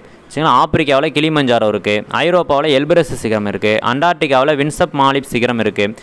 அடுத்ததாக வந்து பாருங்கள், ஆஸ்திரேலியாவில் காஸ்கிஸ்கோ சிகரம் இருக்குது. இதெல்லாம் மிக முக்கியமான சிகரங்கள், மிக முக்கியமான கண்டங்கள் இருக்கக்கூடிய மிக முக்கியமான சிகரங்கள். அடுத்த இருண்ட கண்டம்னு சொல்லி அழைக்கக்கூடியது ஆப்பிரிக்க கண்டம். எகிப்து நதி அப்படின்றது எகிப்துடைய நன்கொடை அப்படின்னு நம்ம சொல்கிறோம். நைல் நதியை வந்து எகிப்துடைய நன்கொடைன்னு சொல்கிறோம் இல்லையா. பூமியோடைய அணிகலன்னு சொல்லி வெப்பமண்டல மழைக்காடுகளை சொல்கிறோம். அறிவியல் கண்டம்னு சொல்லி அண்டார்டிகா கண்டத்தை சொல்கிறோம். சரிங்களா. இதெல்லாம் எக்ஸாம் பாயிண்ட் ஆஃப் வியூ ரொம்ப முக்கியம். கண்டங்கள் அப்படின்ற தலைப்பில் இதெல்லாம் நீங்கள் பார்ப்பீங்க. உலகத்தில் 7 பெரிய கண்டம் இருக்குதுன்னு பார்க்குறோம். எல்லாமே ஒரே மாதிரி இருக்கிறது இல்லை, எல்லா இடத்துலையும் மிக முக்கியமான விஷயங்கள் அப்படின்றது இருக்குது. உலகின் மிக உயரமான நீர்வீழ்ச்சி ஏஞ்சல் நீர்வீழ்ச்சி எங்கே இருக்குது அப்படின்னு கேட்டாங்கன்னா அதான் வந்து அமெரிக்காவில் இருக்குது. சரிங்களா. இதெல்லாம் நமக்கு ரொம்ப முக்கியம். சரிங்களா? அடுத்து நயகரா நீர்வீழ்ச்சின்றது வட அமெரிக்காவில் இருக்குது. ஏஞ்சல் நீர்வீழ்ச்சின்றது தென் அமெரிக்காவில் இருக்குது. இதெல்லாம் எக்ஸாம் பாயிண்ட் ஆஃப் நமக்கு ரொம்ப முக்கியம். உலகின் மிகப்பெரிய நதி அப்படின்றது அமேசான் நதி. உலகின் நீளமான நதின்றது நைல் நதி. வட அமெரிக்காவையும் ஆசியாவும் பிரிக்கிறது பேரிங் நீர்ச்சந்தி. வட அமெரிக்காவும் தென் அமெரிக்காவும் இணைக்கிறது பனாமா கால்வாய். இதெல்லாம் எக்ஸாம் பாயிண்ட் ஆஃப் நம்ம ரொம்ப முக்கியமாக பார்த்துருக்குறோம். அடுத்ததாக இப்போ நம்ம சூரிய குடும்பத்தை பற்றி பார்த்தாச்சு. அடுத்ததாக பூமியில் இருக்கக்கூடிய அந்த நிலத்தோற்றங்கள் முதல் நிலை, இரண்டாம் நிலை, மூன்றாம் நிலை பார்த்துட்டோம். பூமியோடைய வடிவமைப்பு பார்த்துட்டோம். பூமியில் இருக்கக்கூடிய 7 கண்டங்களை பற்றி பார்த்துட்டோம். இப்போ அடுத்ததாக பார்க்குறது பூமியோடைய உள்ளமைப்பு. பூமியோடைய உள்ளமைப்பு அப்படின்னு சொல்லும்பொழுது மேலே இருக்கக்கூடியது மேலேடு. இதை வந்து சியால் அப்படின்னு நம்ம சொல்லலாம். Silicon plus aluminium. அடுத்ததாக இருக்கக்கூடியது உங்களுக்கு கவசம். இதை வந்து சிமா அப்படின்னு சொல்லலாம். Silicon plus magnesium. அடுத்ததாக இருக்கக்கூடியது நைஃப் அப்படின்றத நிக்கல் ப்ளஸ் ஃபெரஸ் அப்படின்னு நம்ம சொல்லலாம். அப்போ மேலேடு அப்படின்னு சொல்கிறது 1% தான் இருக்கும். மேலேடுன்றது 1% தான் இருக்கும். கவசம் 84% இருக்கும். கருவம் 15% இருக்கும். இப்போ இந்த மேலேட்டையும் கவசத்தையும் பிரிக்கக்கூடியது எது அப்படின்னா ஹோமோரோவிக் கர்வு. சரிங்களா? கவசத்தையும் கருவத்தையும் பிரிக்கக்கூடியது எது அப்படின்னா வெய்சர் குட்டன்பெர்க். இதெல்லாம் நீங்கள் படிச்சிருப்பீங்க இல்லையா? அடுத்ததாக இந்த பூமியோடைய ஆரம் என்ன அப்படின்னு சொல்லி கேட்டாங்கன்னா 6371 கிலோமீட்டர் அப்படின்னு சொல்லுவீங்க. இதெல்லாம் உங்களுக்கு தெரியும் இல்லையா? இப்போது இந்த பூமியை நம்ம பார்க்குறோம். மேலேடு, கவசம், கருவம்னு பார்க்குறோம். இந்த கருவத்தில் வெப்பசக்தி இருக்கும். இந்த வெப்பசக்தி தான் பூமிக்கு இயக்க ஆற்றலை கொடுக்குது. இந்த பூமி அப்படின்றது, இந்த நிலக்கோளம் அப்படின்றது நிறைய தட்டுக்களால் ஆனது. இந்த தட்டுக்கள் எல்லாமே இயங்கிக்கிட்டே இருக்குது, தொடர்ச்சியாக இயங்கிட்டு தான் இருக்குது. அந்த இயக்கத்துக்கு சக்தியை கொடுக்கக்கூடியது வெப்ப ஆற்றல் தான். நல்லா தெரிஞ்சுக்கிங்க. அப்போ நம்ம பார்க்குறோம், இந்த வெப்ப ஆற்றல் கொடுக்கறதுனால இந்த தட்டுக்களெல்லாம் இயங்குறதுனால தான் ஒன்றோடு ஒன்று 2 தட்டுக்களும் மோதும். சரிங்களா? மோதும் போது தான் நிலநடுக்கம் ஏற்படுது, எரிமலை வெடிக்கிறது ஏற்படுது. மடிப்பு மலைத்தொடர்கள்லாம் தோன்றுவதற்கு காரணமும் இதுதான். இதை மட்டும் தெரிஞ்சுக்கிங்க. இப்போ இந்த பூமியில் வந்து பார்த்திங்கன்னா அதிர்வுகள்லாம் ஏற்படும். சரிங்களா? அப்போ பூமியில் ஏற்படக்கூடிய அதிர்வுகளை பதிவு செய்யக்கூடிய கருவி வந்து நில அதிர்வுமானி. பூமியில் வந்து பார்த்திங்கன்னா அதிர்வுடைய செறிவு எவ்வளவு அளவுக்கு அதிர்வுன்றது ஏற்பட்டுருக்குன்ற அதிர்வுடைய செறிவுகளை அளக்கிறதுக்கு பயன்படுது ரிக்டர் அளவுகோல். அப்போ இந்த ரிக்டர் அளவுகோல்ன்றது 0லேருந்து 9 வரைக்கும் இருக்கும் இல்லையா? 0லேருந்து 9 வரைக்கும் இருக்கும். அடுத்ததாக பாருங்கள், இந்த அதிர்வுகளுடைய வகைகள் என்னென்ன அப்படின்னு சொல்லி பார்ப்போம் இல்லையா? எக்ஸாம் பாயிண்ட் ஆஃப்ல ரொம்ப முக்கியமான விஷயத்தை நம்ம பார்க்குறோம். பி அலைகள், எஸ் அலைகள், எல் அலைகள்னு சொல்லலாம். இந்த பி அலைகள்னால் அழுத்த அலைகள், எஸ் அலைகள்னால் முறிவு அலைகள், எல் அலைகள்னால் மேற்பரப்பு அலைகள்னு சொல்லலாம். இந்த பி அலைன்றது திடம், திரவம், வாயு 3 விஷயத்துலையுமே ட்ராவல் பண்ணும். எஸ் அலை அப்படின்றது திடத்தில் மட்டும்தான் ட்ராவல் பண்ணும். சரிங்களா? எல் அலை அப்படின்றது பூமியின் மேற்பரப்பில் நீண்ட தூரம் பயணிக்கக்கூடிய அலை எதுனா அந்த எல் அலை அப்படின்றது தான். இதை நீங்கள் நல்லா தெரிஞ்சுக்குவீங்க. சரிங்களா? அடுத்ததாக நம்ம இந்த பூமியில் வந்து பார்த்திங்கன்னா நம்ம சொன்னோம் இல்லையா, இந்த தட்டுக்கள்லாம் அதிர்வடையுது, தட்டுக்கள்லாம் இயங்குது, இது ஒன்றோட ஒன்று மோதுது, இதனால தான் நிலநடுக்கம்லாம் ஏற்படுது அப்படின்னு நம்ம சொல்லி பார்க்குறோம். அப்போ மிக மோசமான நிலநடுக்கங்கள்லாம் பார்த்திங்கன்னா உத்தரகாசி நிலநடுக்கம் 1991 உத்தரகாசி நிலநடுக்கம் அப்படின்றது ஏற்படுது. அடுத்ததாக கொய்னா நிலநடுக்கம் 1967 கொய்னா நிலநடுக்கம் நடக்குது. இதெல்லாம் எக்ஸாம் பாயிண்ட் ஆஃப் ரொம்ப முக்கியம். அடுத்தது சுனாமியுமே இதனால தான் ஏற்படுதுன்னு சொல்கிறாங்க. சுனாமின்னு சொல்லும்போது நம்ம இந்தியாவில் சுனாமி எப்போ ஏற்படுதுன்னா டிசம்பர் 26, 2004 சுனாமி ஏற்படுது. சுனாமியோடைய பேரழிவுக்கு அப்புறம் தான் 2005 பேரிடர் மேலாண்மை ஆணையம் அப்படின்றது ஏற்படுத்துகிறாங்க. சரிங்களா? அடுத்ததாக பாருங்கள், இந்த சுனாமி அப்படின்ற ஜப்பான் மொழி சொல்லுக்கு துறைமுக அலைகள் அப்படின்றது பொருள் இல்லையா? துறைமுக அலைகள் அப்படின்றது பொருள். அடுத்து பாருங்கள், இந்தியாவில் செயல்படக்கூடிய எரிமலை எதுனா போரான் தீவு, அந்தமான் நிக்கோபர் தீவில் இருக்கக்கூடிய பேரான் தீவு. மத்திய தரைக்கடலுடைய கலங்கர விளக்கம்னு சொல்லி ஸ்டம்போலி எரிமலையை சொல்கிறோம். சரிங்களா? அடுத்ததாக வந்து பார்த்திங்கன்னா நெருப்பு வலயம்னு சொல்லி பசிபிக் பெருங்கடலை சொல்கிறோம். அந்த பசிபிக் பெருங்கடலை சுற்றியும் வந்து பார்த்திங்கன்னா நிறைய எரிமலைகள் இருக்கிறதுனால அதை நெருப்பு வலயம்னு சொல்கிறோம். இதுதான் வந்து பார்த்திங்கன்னா பூமியோடைய உள்ளமைப்பு. ஓரளவுக்கு உங்களுக்கு ஐடியா கிடச்சிருக்கும். அடுத்ததான் நம்ம பார்க்க போகிறது பூமியோடைய நிலத்தோற்றம். பூமியோடைய நிலத்தோற்றம் அப்படின்னு சொன்னிங்கன்னா பூமியில் வந்து பார்த்திங்கன்னா மண் இருக்குது, நீர்வீழ்ச்சிகள் இருக்குது, கடற்கரைகள் இருக்குது, ஏரிகள் இருக்குது. அப்போ மண் அப்படின்னு சொல்லணும்னா பூமியோடைய தோல் அப்படின்னு சொல்லக்கூடியது. அப்போ பூமியில் மேற்பரப்பில் இருக்கக்கூடிய பாறைகள் உடஞ்சி சின்ன சின்ன துகள்களாக மாறுறது தான் நம்ம வந்து மண் உருவாகக்கூடிய நிகழ்வு, வானிலை சிதைவு அப்படின்னு நம்ம சொல்கிறோம். பூமியோடைய தோல் எதுன்னு கேட்டாங்கன்னா மண் தான் நீங்கள் சொல்லுவீங்க. மண்ணில் 8 அடிப்படை கனிமங்கள் இருக்குது. அப்போ மண்ணுடைய மிக முக்கியமான கூறு எதுன்னு கேட்டாலும் கனிமங்கள் தான் உங்களுக்கு. சரிங்களா? அடுத்த நீர்வீழ்ச்சிகள். உலகத்தில் மிக உயரமான நீர்வீழ்ச்சி எதுனா ஏஞ்சல் நீர்வீழ்ச்சி தென் அமெரிக்காவில் இருக்குது. சரிங்களா? அடுத்ததாக நயகரா நீர்வீழ்ச்சின்றது வட அமெரிக்காவிலையும், விக்டோரியா நீர்வீழ்ச்சின்றது ஆப்பிரிக்காவிலையும் இருக்குது. இதை மட்டும் நீங்கள் தெரிஞ்சுக்கிங்க. எக்ஸாம் பாயிண்ட் ஆஃப் வியூவில் உங்களுக்கு போதும். கடற்கரைகள்னால் உலகத்தில் மிக நீளமான கடற்கரை மியாமி கடற்கரை. நம்ம இந்தியாவில் இருக்கக்கூடிய சென்னை மெரினா கடற்கரைன்றது உலகத்தில் 2வது நீளமான கடற்கரை. சரிங்களா? ஏரிகள்னு சொன்னோம்னா சிலிக்கா ஏரி மிகப்பெரிய காயல் ஏரி இந்தியாவில். இந்த சிலிக்கா ஏரி எங்கே இருக்குன்னா ஒடிசாவில் இருக்குது. அடுத்து பறவேற்காட்டு ஏரி எங்கே இருக்குது? தமிழ்நாட்டில் இருக்குது. வேம்பநாட்டு ஏரின்றது கேரளாவில் இருக்குது. இதெல்லாம் எக்ஸாம் பாயிண்ட் ஆஃப் வியூவில் ரொம்ப முக்கியமான ஒரு கொஸ்டினை நம்ம பார்க்குறோம். அடுத்து பாருங்கள், ஆற்று வளைவு துண்டிக்கப்பட்டு ஏரிகளை உருவாக்குவதே வந்து பார்த்திங்கன்னா குதிரை குழம்பு ஏரின்னு சொல்கிறோம். சரிங்களா. அடுத்த கொஸ்டின், ஆசியாவுடைய மைனர் அப்படின்றது துருக்கி. இதெல்லாம் வந்து பார்த்திங்கன்னா நம்ம நிலத்தோற்றம் அப்படின்ற பாடத்தில் ரொம்ப முக்கியமான கேள்விகளாக நம்ம பார்க்குறோம். அடுத்ததாக பார்த்தீங்கன்னா நம்ம நிலத்தோற்றம் பார்த்துட்டோம். நிலத்தோற்றம்ன்றது ஒவ்வொரு இடத்துலையும் ஒவ்வொரு மாதிரி இருக்குன்னு சொல்லி பார்க்குறோம். அப்போ அந்தந்த நிலத்தோற்றத்தில் வாழக்கூடிய மக்கள் அப்படின்றவங்களும் ஒவ்வொரு மாதிரி தான் இருப்பாங்க. அப்போ உலகத்தில் 4 முக்கிய மனித இனங்களை நம்ம பார்க்குறோம். ஒன்று வந்து பார்த்திங்கன்னா காக்கசாய்டு இனம் ஐரோப்பாவில் இருக்குது. அடுத்தது வந்து பார்த்திங்கன்னா நீக்ராய்டு இனம் ஆப்பிரிக்காவில் இருக்குது. மங்கோலிய இனம், சீனா ஆஸ்திரேலிய இனம். சரிங்களா. அடுத்து ஆஸ்திரேலிய இனம், சரிங்களா, ஆஸ்ட்ரோலோபித்திகஸ் அப்படின்னு சொல்கிறோம் இல்லையா, அந்த மாதிரி ஆஸ்ட்ராய்டு இனம் அப்படின்றது ஆஸ்திரேலியாவில் இருக்கக்கூடிய இனம். அப்போ இந்த 4 முக்கியமான இனங்கள் இருக்குது. பல்வேறு மதங்கள் இருக்குது. அப்போ பார்க்குறோம் மதமும் அதனுடைய வழிபாட்டு தலமும் உங்களுக்கு 7வது புத்தகத்தில் கொடுத்துருக்குறாங்க. புத்த மடம் அப்படின்னா அதுக்கு வந்து விகாரங்கள் இருக்குது. சரிங்களா. புத்தம் அப்படின்னா விகாரங்கள், கிறிஸ்துவம்னா தேவாலயம், ஹிந்துனா கோவில், இஸ்லாம்னா மசூதி, சரிங்களா, சமணம் அப்படின்னா பசாதி, ஜுடாஸ்த மதம் அப்படின்னா சினகாக், ஜொராஸ்ட்ரிய மதம் அஹியாகி. சரிங்களா. இதெல்லாம் வந்து ரொம்ப முக்கியமான மத வழிபாட்டு தலங்கள். சரிங்களா. எக்ஸாம் பாயிண்ட் ஆஃப் ரொம்ப முக்கியமாக பார்க்குறோம். அது மட்டும் இல்லாமல் சில முக்கியமான கேள்விகளும் உங்களுக்கு கொடுத்துருக்காங்க அதில். அப்போ இந்தியாவில் அரசியலமைப்பால் அங்கீகரிக்கப்பட்ட மொழிகள் எத்தனை அப்படின்னா 22 மொழிகளை இந்திய அரசியலமைப்பு அங்கீகரிச்சிருக்கு.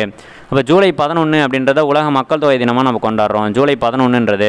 அடுத்த பிப்ரவரி 21 அப்படின்றது பன்னாட்டு தாய்மொழிகள் தினம். மே 21 அப்படின்னு சொல்லும்போது உலக கலாச்சார பண்பாட்டு தினம். ஜனவரி 3வது வாரம் உலக மத நல்லிணக்கண தினம் கொண்டாடுறோம். உலக மத நல்லிணக்கண தினம் கொண்டாடுறோம். இதெல்லாம் ரொம்ப முக்கியமான கொஸ்டின்ஸ் எக்ஸாம் பாயிண்ட் ஆஃப் வியூவில் நல்லா பார்த்துங்க. அடுத்த வளங்கள். வளங்கள்னு சொன்னோம்னா ரொம்ப முக்கியமான பாடம் இது. எக்ஸாம் பாயிண்ட் ஆஃப் வியூவில் ரொம்ப ரொம்ப முக்கியம் அந்த வளங்கள். அப்போ உயிருள்ள வளமும் இருக்குது, உயிரற்ற வளமும் இருக்குது, பன்னாட்டு வளங்கள் இருக்குது. சரிங்களா. உயிருள்ள வளம் அப்படின்னும் போது உயிரியல் வளம்னா நிலக்கரி, பெட்ரோலியம், இதெல்லாம். உயிரற்ற வளம்னா நிலம், காற்று, ஒளி, இதெல்லாம். சரிங்களா.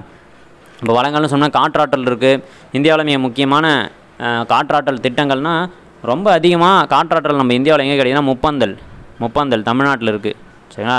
அடுத்தது ஜெய்சால்மர் ராஜஸ்தான், பிரம்மவேல் மகாராஷ்டிராவில் இருக்குது, தால்கன் மகாராஷ்டிரா, தாமன்ஜோதி ஒடிசாவில் இருக்குது. இதெல்லாம் முக்கியமான காற்றாற்றல் திட்டங்கள்.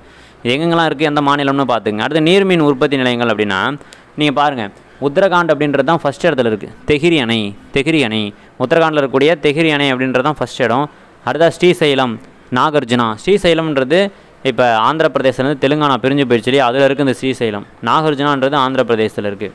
சர்தார் சாவோர் திட்டம் குஜராத், பக்ரானங்கல் பஞ்சாப், கொய்னா அணை மகாராஷ்டிரா, மேட்டூர் அணை நம்ம தமிழ்நாட்டில் இருக்குது, இடுக்கி அணைன்றது கேரளாவில் இருக்குது. இதெல்லாம் மிக முக்கியமான நீர்மின் சக்தி உற்பத்தி நிலையங்கள் இல்லையா. அடுத்த கொஸ்டின் பாருங்கள், உலகத்தில் மிகப்பெரிய மின்சக்தி திட்டம் அப்படின்றது நம்ம தமிழ்நாட்டில் கமுதியில் தான் இருக்குது. நீர்மின் சக்தி திட்டம் அப்படின்றது சீனாவில் இருக்குது, த்ரீகாஞ்ச் அணை அப்படின்னு நம்ம பார்க்குறோம்.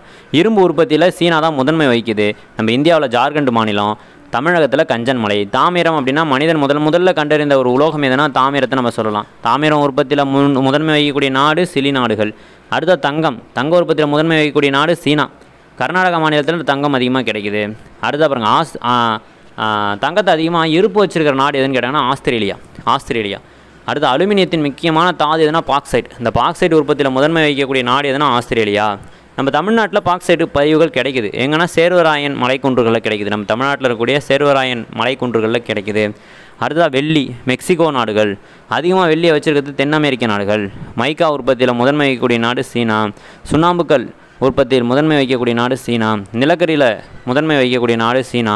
நம்ம தமிழ்நாட்டில் நிலக்கரி கிடைக்குது, பழுப்பு நிலக்கரி அப்படின்றது நெய்வேலியில் கிடைக்குது. சரிங்களா. ரொம்ப முக்கியமான விஷயம், இந்தியாவிலேயே பழுப்பு நிலக்கரிகள் அதிகமாக இருக்கக்கூடியது நம்ம தமிழகம் தான். அடுத்ததாக நம்ம மிக முக்கியமான தலைப்பாக பார்க்க போகிறது சுற்றுலா அப்படின்ற தலைப்பு தான். இதற்கு முன்னாடி நம்ம வளங்கள் அப்படின்ற தலைப்பை பார்த்தோம். எக்ஸாம் பாயிண்ட் ஆஃப் வியூவில் இந்த வளங்கள் சுற்றுலா அப்படின்றது ரொம்ப ரொம்ப முக்கியமான ஒரு தலைப்பாக பார்க்குறோம். 7வது புத்தகத்தில் நீங்கள் படிச்சிருப்பீங்க.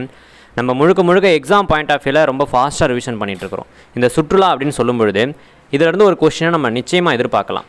அப்போ சுற்றுலானா நம்ம எல்லாருமே சுற்றுலாவுக்கு போகிறவங்க தான் இல்லையா. எந்த மாதிரி இடத்துக்குலாம் போவோம்?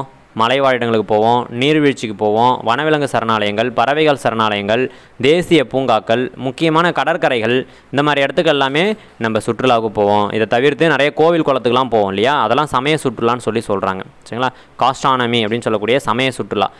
மிகவும் பழமையான சுற்றுலா வகையில் அது ஒன்றுன்னு சொல்கிறாங்க. அப்போ அந்த சுற்றுலான்ற தலைப்பில் முக்கியமான பிளேசஸ் தான் கேட்பாங்க. அது எந்த மாநிலத்தில் இருக்குது, எந்த ஊரில் இருக்குதுன்னு சொல்லி கேட்பாங்க. அப்போ அந்த வகையில் மிக முக்கியமான மலைவாழிடங்களை நம்ம பார்க்கலாம். மலைவாழிடங்கள் அப்படின்னு சொல்லும்போது நம்ம ஊட்டி, கொடைக்கானல் இதெல்லாம் நம்ம தமிழ்நாட்டில் இருக்குது, உங்களுக்கு தெரியும், ஈஸியாக நீங்கள் அடிச்சிருவீங்க. நைனிடால் அப்படின்றது எங்கே இருக்குன்னா உத்தரகாண்டில் இருக்குது. சிம்லா இமாச்சல பிரதேசத்தில் இருக்குது. சில்லாங் அப்படின்றது மேகாலயாவில் இருக்குது. ஸ்ரீநகர் அப்படின்றது ஜம்மு காஷ்மீரில் இருக்குது. டார்ஜிலிங்ன்றது மேற்கு வங்காளத்தில் இருக்குது. சரிங்களா, காங்டாக்ன்றது சிக்கிமில் இருக்குது. அப்போ எந்தெந்த மிக முக்கியமான மலைவாழிடங்கள் எந்த மாநிலத்தில் இருக்குன்றதை நீங்கள் தெரிஞ்சுக்கணும். அடுத்ததான் நீர்வீழ்ச்சிகள். நீர்வீழ்ச்சின்னு சொல்லும்பொழுது நம்ம மிக முக்கியமான நீர்வீழ்ச்சிகள்லாம் பார்க்கலாம். சரிங்களா, அப்போ உலகிலேயே மிக உயரமான நீர்வீழ்ச்சி எதுன்னு கேட்டாங்கன்னா நீங்கள் ஜோக் நீர்வீழ்ச்சின்னு சொல்லி இந்தியாவில் மிக உயரமான நீர்வீழ்ச்சினா ஜோக் நீர்வீழ்ச்சி இல்லையா. உலகிலேயே மிக உயரமான நீர்வீழ்ச்சினா தென் அமெரிக்காவில் இருக்கக்கூடிய சரிங்களா ஏஞ்சல் நீர்வீழ்ச்சி அப்படின்றது தான். வட அமெரிக்காவில் இருக்கக்கூடியது நயகரா நீர்வீழ்ச்சி. இதெல்லாம் நீங்கள் தெரிஞ்சு வச்சுக்கிங்க. நம்ம இந்தியாவில் மிக உயரமான நீர்வீழ்ச்சி ஜோக் நீர்வீழ்ச்சி கர்நாடகாவில் இருக்குது. அத்திரப்பள்ளி நீர்வீழ்ச்சி அப்படின்றது கேரளாவில் இருக்குது. தலக்கோணம்ன்றது ஆந்திராவில் இருக்குது. அப்போ மருத்துவ குணங்கள் நிறைந்தது தலக்கோணம் நீர்வீழ்ச்சி. அத்திரப்பள்ளின்றது இந்தியாவுடைய நயகரான்னு சொல்கிறோம். இதெல்லாம் நீங்கள் தெரிஞ்சு வச்சுக்கணும். அடுத்ததான் முக்கியமான வனவிலங்கு சரணாலயங்கள்னு சொல்லும்போது முதுமலை வனவிலங்கு சரணாலயம் தமிழ்நாட்டில் இருக்குது. சரிங்களா, காசிரங்கான்றது அசாமில் இருக்குது. ராம்தர்பன் அப்படின்றது ராஜஸ்தானில் இருக்குது. சரிங்களா, அடுத்து கன்ஹா மத்திய பிரதேசம். சுந்தர்பான்ஸ் அப்படின்றது மேற்கு வங்காளம். கிர் தேசிய பூங்கா அப்படின்றது உங்களுக்கு குஜராத்தில் இருக்குது. சரிங்களா, பத்திர வனவிலங்கு சரணாலயம் கர்நாடகாவில் இருக்குது. பெரியார் வனவிலங்கு சரணாலயம் கேரளாவில் இருக்குது. ஜிம் கார்பெட் தேசிய பூங்கா இதெல்லாம் உத்தரகாண்டில் இருக்குது. இதெல்லாம் நீங்கள் தெரிஞ்சு வச்சுக்கணும். அடுத்து பறவைகள் சரணாலயம் சொல்லும்போது குமகரம் கேரளாவில் இருக்குது. பரத்பூர் ராஜஸ்தானில் இருக்குது. சரிங்களா, அடுத்து வந்து பார்த்தீங்கன்னாக்கா கூந்தன்குளம் தமிழ்நாட்டில் இருக்குது. சரிங்களா, அடுத்து மகாஹி அதெல்லாம் வந்து பார்த்தீங்கன்னா மகாராஷ்டிராவில் இருக்குது. உப்பலப்பாடு ஆந்திராவில் இருக்குது. நல்சரோவர் குஜராத்தில் இருக்குது. சரிங்களா, இதெல்லாம் நவாப்கஞ்சுன்றது உத்தரப்பிரதேசத்தில் இருக்குது. இதெல்லாம் நீங்கள் வந்து தெரிஞ்சு வச்சுக்கணும். முக்கியமான கடற்கரைகள் எங்கே இருக்குது அப்படின்னா ஓம் கடற்கரை நம்ம கர்நாடகாவில் இருக்குது. அபுதா கடற்கரை கோவாவில் இருக்குது. நீலரத்தன கடற்கரை தமிழ்நாட்டில் இருக்குது. மராரி அப்படின்னா கேரளாவில் இருக்குது. இதெல்லாம் தெரிஞ்சு வச்சுக்கிங்க. இதுதான் உங்களுக்கு சுற்றுலாவில் கேட்கக்கூடிய மிக முக்கியமான கேள்விகள். அடுத்ததாக நம்ம பார்க்க போகிறது மண்ணுடைய வகைகள் பார்க்கலாம். சரிங்களா, சுற்றுலாவை பார்த்துட்டோம். மண்ணுடைய வகைகள் பாறையிலேருந்து தான் மண் வந்து உருவாகுது. அப்போ இக்னீசியஸ் அப்படின்ற லத்தீன் மொழி சொல்லுடைய பொருள் என்ன அப்படின்னா தீ. அப்போ பாறைகள் அப்படின்னு சொல்லும்போது முதன்மை பாறைகள் இருக்குது, தீப்பாறைகள், தாய்ப்பாறைகள். இதெல்லாம் ஒரே பாறை தான். முதன்மை பாறைனாலும் தீப்பாறைனாலும் தாய்ப்பாறைனாலும் ஒரே பாறை தான். இதை ஏன் அப்படி சொல்கிறோன்னா மற்ற பாறைகள் உருவாகிறதுக்கு காரணமாக இருக்கிறது இந்த முதன்மை பாறைகள் தான். இப்போ முதன்மை பாறைகள் இருக்குது, படிவு பாறைகள் இருக்குது. சரிங்களா, இந்த மாதிரி டிஃப்ரெண்ட்டான பாறைகள்லாம் இருக்குது. அப்போ இந்த பாறைகள் அப்போ பூமியில் கிடைக்கக்கூடிய கனிமங்கள் அப்படின்றது எல்லாமே இந்த பாறைகள்லேருந்து தான் நமக்கு கிடைக்குது. அப்போ 8 வகையான கனிமங்கள் நமக்கு பூமியிலேருந்து கிடைக்குது. அப்போ மண்ணோடைய மிக முக்கியமான கூரே வந்து பார்த்திங்கன்னா கனிமங்கள் தான். மண்ணில் இருக்கக்கூடிய மிக முக்கியமான கூறு என்னன்னு சொல்லி உங்களுக்கு எக்ஸாம் பாயிண்ட் ஆஃப்ல கேட்டாங்கன்னா நீங்கள் எழுதக்கூடியது கனிமங்கள் அப்படின்னு சொல்லி எழுதணும். கனிமங்கள் தான் மண்ணில் கிடைக்கக்கூடிய மிக முக்கியமான கூறு. சரிங்களா, அப்போ பாருங்கள், முதன்மை பாறைனாலும் தீப்பாறைனாலும் தாய்ப்பாறைனாலும் ஒன்று தான். சரிங்களா, அடுத்து படிவு பாறைகள் நிலக்கரி, எண்ணெய், இயற்கை எரிவாயு இந்த மாதிரி எரிபொருள்லாம் நமக்கு கிடைக்குது இல்லையா, அதெல்லாம் படிவு பாறையில தான் கிடைக்குது. உலகிலேயே மிகவும் பழமையான படிவு பாறை கிரீன்லாந்தில் இருக்குது. சரிங்களா, புவியுடைய தோல்னு சொல்லி மண்ணை சொல்கிறோம். உலக மண் தினம் எப்போது கொண்டாடப்படுகிறதுன்றதான் உங்களுக்கான கொஸ்டின். தெரிஞ்சவங்க கீழே கமெண்ட் பாக்ஸில் கமெண்ட் பண்ணுங்கள். டிசம்பர் 5 அப்படின்றது தான் உங்களுக்கு உலக மண்ணால் கொண்டாடப்படுவது. டிசம்பர் 11ன்றது மலைகள் தினம் இல்லையா, சர்வதேச மலைகள் தினம். அடுத்து பாருங்கள், இந்த மண்ணில் என்னென்ன பொருள்லாம் விளையுதுன்றது ரொம்ப முக்கியமானது. அப்போ மண் அப்படின்னு சொன்னோம்னா மண்ணுடைய வகைகளை நம்ம 8 வகையாக பிரிக்கலாம். 8 வகையாக பிரிக்கிறோம். அதில் மிகவும் வளமான மண் எதுனா வண்டல் மண். பூமியில் அதிகமாக கிடைக்கக்கூடிய நம்ம இந்தியாவில் அதிகமாக இருக்கக்கூடிய மண் எதுன்னு கேட்டாங்கன்னா கரிசல் மண். வண்டல் மண்ணில் நெல்லும் கரும்பும் நல்லா விளையும்ப்பா. செம்மண்ணில் திணைப்பயிர்கள் நல்லா விளையும். பருத்தி மண் அப்படின்னு சொல்லக்கூடியது கரிசல் மண். பருத்தி மண்ணு சொல்லக்கூடிய மண் கரிசல் மண். சரிங்களா, வேளாண்மையே செய்ய முடியாதுன்றது சரளை மண். தேயிலை காப்பி நல்லா வளரக்கூடியது வேளாண்மையே செய்ய முடியாதுன்றது பாலை மண். தேயிலை காப்பி நல்லா வளரக்கூடியதுன்றது சரளை மண். இதெல்லாம் எக்ஸாம் பாயிண்ட் ஆஃப்ல ரொம்ப முக்கியம். ஒரு நல்ல வளமான மண் உருவாகணும்னா 3000 வருஷம் டைம் எடுத்துக்கும். மண் அப்படின்றது புதுப்பிக்க இயலாத ஒரு ஆற்றல். சரிங்களா, புதுப்பிக்க இயலாத ஒரு கனிமம் அப்படின்னு நம்ம சொல்லிக்கலாம். அடுத்ததான் நீங்கள் பார்க்க போகிறது வானிலை மற்றும் காலநிலை. அப்போ வானிலைனா அன்றாடம் நடக்கக்கூடியது. இன்றைக்கி மழை பெய்யுதா, வெயில் அடிக்குதா, அதை பற்றி சொல்லக்கூடியது வானிலை. காலநிலை அப்படின்னா 35 வருஷம் சராசரியாக நடந்த வானிலையோடைய சராசரி தான் காலநிலைன்னு சொல்கிறோம். இந்த டிஃப்ரென்ஷியேட் நல்லா புரிஞ்சுக்கிங்க. அது மட்டும் இல்லாமல் மிக முக்கியமான கேள்விகள்லாம் அந்த தலைப்பில் இருக்கும். அப்போ உலகத்தில் பதிவான மிக அதிகபட்ச வெப்பநிலை என்ன அப்படின்னா 56.7 டிகிரி செல்சியஸ் வெப்பநிலை. எங்கே பதிவாயிருக்கு? கிரீன்லாந்தில் இருக்கக்கூடிய மரண பள்ளத்தாக்கு. அப்போ மிக குறைவான வெப்பநிலை அப்படின்னு சொல்லும்போது -89 டிகிரி செல்சியஸ் அண்டார்டிகாவில் பதிவாயிருக்கு. அப்போ அழுத்தம், அப்போ கடல் மட்டத்தில் சாதாரணமான நிலையில் அழுத்தம் அப்படின்றது 1013.25 மில்லி பார் அப்படின்னு நம்ம சொல்லலாம். சரிங்களா? இதுதான் சாதாரணமான அழுத்தம். இதுவே உலகத்தில் பதிவான மிக அதிகபட்ச அழுத்தம்னாங்கன்னா 1083 மில்லி பார். அப்போ குறைந்தபட்ச அழுத்தம்னு கேட்டாங்கன்னா 870 மில்லி பார் அப்படின்னு நம்ம சொல்லலாம். சரிங்களா? அடுத்தது முக்கியமான கொஸ்டின்னு பார்க்கும்போது முதல் காலநிலை வரைபடத்தை வரைந்தவர் யாருன்னா அல்-பஹானி அப்படின்றவர் தான். இதெல்லாம் எக்ஸாம் பாயிண்ட் ஆஃப் வியூவில் ரொம்ப முக்கியமான கொஸ்டின்ஸாக பார்க்குறோம். அடுத்த தலைப்பு வந்து ரொம்ப குட்டி தலைப்பு தான், நீரியல் சுழற்சி. அப்போ பூமியில் வந்து பார்த்திங்கன்னா 71% அப்படின்றது நீர் இருக்குது. சரிங்களா? அந்த 71% நீரில் 97.2% நீர் அப்படின்றது உப்பு நீராக தான் இருக்குது. அப்போ இந்த நீரியல் சுழற்சின்றது அப்போ சூரியனுடைய வெப்பம், சரிங்களா, பகல் நேரத்தில் சூரிய வெப்பம் அப்படின்றது வருது. அப்போ வெப்பத்தால் ஆவியாகி நீர்ன்றது மேலே போகுது. மேலே போயிட்டு போன நீர் மேகமாக மிதந்துட்டுருக்குது. அது பூரித நிலை அடையும் பொழுது மீண்டும் மழையாக பூமிக்கு வருது. இந்த கண்டினியூஸான சைக்கிள் தான் நம்ம நீரியல் சுழற்சின்னு சொல்கிறோம். இது மட்டும் இல்லாமல் பூமி வந்து நீர்ன்றது வெப்பமானால் தான் ஆவியாகுன்றதுலாம் இல்லை, குளிர்ந்த நிலையிலையுமே அது ஆவியாக தொடங்கிடும். இதையும் நீங்கள் எக்ஸாம் பாயிண்ட் ஆஃப் வியூவில் தெரிஞ்சு வச்சுக்கங்க. சயின்ஸில் ஆல்ரெடி நீங்கள் நல்லாவே படிச்சிருப்பீங்க, இதை தெரிஞ்சுக்கங்க. இது வரைக்கும் இருக்கக்கூடிய மிக முக்கியமான தலைப்புகள் எல்லாத்தையும் நீங்கள் பார்த்துருக்குறீங்க இல்லையா? இதில் மிக முக்கியமான தலைப்பாக நம்ம அடுத்து பார்க்க போகிறது வளிமண்டலம். வளிமண்டலம்னு எடுத்துக்கிட்டிங்கன்னா வளிமண்டலம்னா என்னப்பா, நம்ம ஆல்ரெடி சொல்லிட்டோம். பூமின்றத நிலக்கோள், சரிங்களா, நிலக்கோள், அடுத்தா நீர்க்கோள், அடுத்தா வளிக்கோள் அப்படின்னு சொல்லி பிரிக்கிறோம். பூமியை 3 பகுதியாக பிரிக்கிறோம். அப்போ நிலத்தை பற்றி பார்த்துட்டோம். அப்போ பூமியோடைய மேலேடு, கவசம், கருவன்னு சொல்லி பார்த்தோம். அடுத்ததான் மலைகள் இருக்குது, பீடபூமிகள் இருக்குது, சமவெளிகள் இருக்குது, கண்டங்கள் இருக்குது. இந்த விஷயத்தெல்லாம் நம்ம பார்த்தோம் நிலக்கோளில். நீர்க்கோள்னும் போது பெரிய பெரிய கடல்கள்லாம் இருக்குது, 5 பெரிய கடல்கள் இருக்குது அப்படின்றதையும் நம்ம பார்த்தோம். அடுத்தா வளிக்கோள் அப்படின்னு சொன்னோம்னா இந்த வளிமண்டலத்தில் 78% நைட்ரஜன் இருக்குது. 78% இருக்கக்கூடியது நைட்ரஜன். சரிங்களா? அடுத்ததாக 21% இருக்கக்கூடியது ஆக்சிஜன். மீதி இருக்கக்கூடிய 1% இருக்கக்கூடியது எது அப்படின்னு சொல்லி பார்த்தீங்கன்னா மற்ற வாயுக்கள். சரிங்களா? இதர வாயுக்கள் இருக்குது. அப்போ இந்த வளிமண்டலத்தை 5 அடுக்குலாம் நம்ம பிரிக்கலாம். ஒன்று கீழடுக்கு. இந்த கீழடுக்கில் தான் அனைத்து வகையான வானிலை நிகழ்வுகளுமே நடக்குது இல்லையா? அடுத்த அடுக்கு அப்படின்றது மீளடுக்கு, ஜெட் விமானங்கள் பறக்கக்கூடிய அடுக்கு. அடுத்த அடுக்கு அப்படின்றது இடையடுக்கு, விண்கற்களுங்க தான் தடுக்கப்படுது. அடுத்த அடுக்கு அப்படின்றது வெளியடுக்கு. அடுத்த அடுக்குன்றது காந்த அடுக்கு. சரி, அந்த வெளியடுக்கில் தான் அரோரா போன்ற ஒளி நிகழ்வுகள்லாம் தோன்றுறது அப்படின்னு சொல்கிறாங்க. சரிங்களா? அடுத்ததாக இதில் ஒரு கொஸ்டின் நீங்கள் தெரிஞ்சுக்கணும். அந்த வளிமண்டலத்தில் நீங்கள் பார்க்கும்பொழுது நம்ம சாதாரணமாக கடல் மட்டத்திலிருந்து மேலே போகக்கூடிய 1 கிலோமீட்டருக்கு 6 டிகிரி செல்சியஸ் வெப்பநிலை அப்படின்றது குறையுது.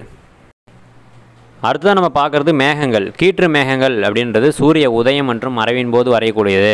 அப்போ இதை வந்து குதிரைவால் போல் காட்சியளிக்கும். இடைப்பட்ட திரள் மேகம்ன்றது செம்பளிக்கற்றை மேகம், செம்பளி ஆட்டு மேகம்னா கம்பளிக்கற்றை மேகம்னு சொல்லக்கூடியது. திரள் மேகம் அப்படின்றது காலிஃப்ளவர் போல் இருக்கும் அப்படின்னு சொல்கிறாங்க. சரிங்களா? இதெல்லாம் எக்ஸாம் பாயிண்ட் ஆஃப் வியூ ரொம்ப முக்கியமாக நம்ம பார்க்குறோம். இது வரைக்கும் நம்ம ரொம்ப முக்கியமான தலைப்புகளை 6வதுலேருந்து 9வது வரைக்கும் ஃபுல்லாக ரிவிஷன் பண்ணிட்டோம் இல்லையா? ஃபுல்லாக ரிவிஷன் பண்ணிட்டோம். நான் திரும்பவும் ஒரு முறை உங்களுக்கு எல்லாத்தையும் ரிவிஷன் பண்ணுறேன், நல்லா கவனிச்சிங்க. அடுத்து வர 2 நிமிஷத்தில் ஃபுல்லாக எல்லாத்தையும் நான் உங்களுக்கு எக்ஸ்ப்ளனேஷன் கொடுத்துட்றேன்.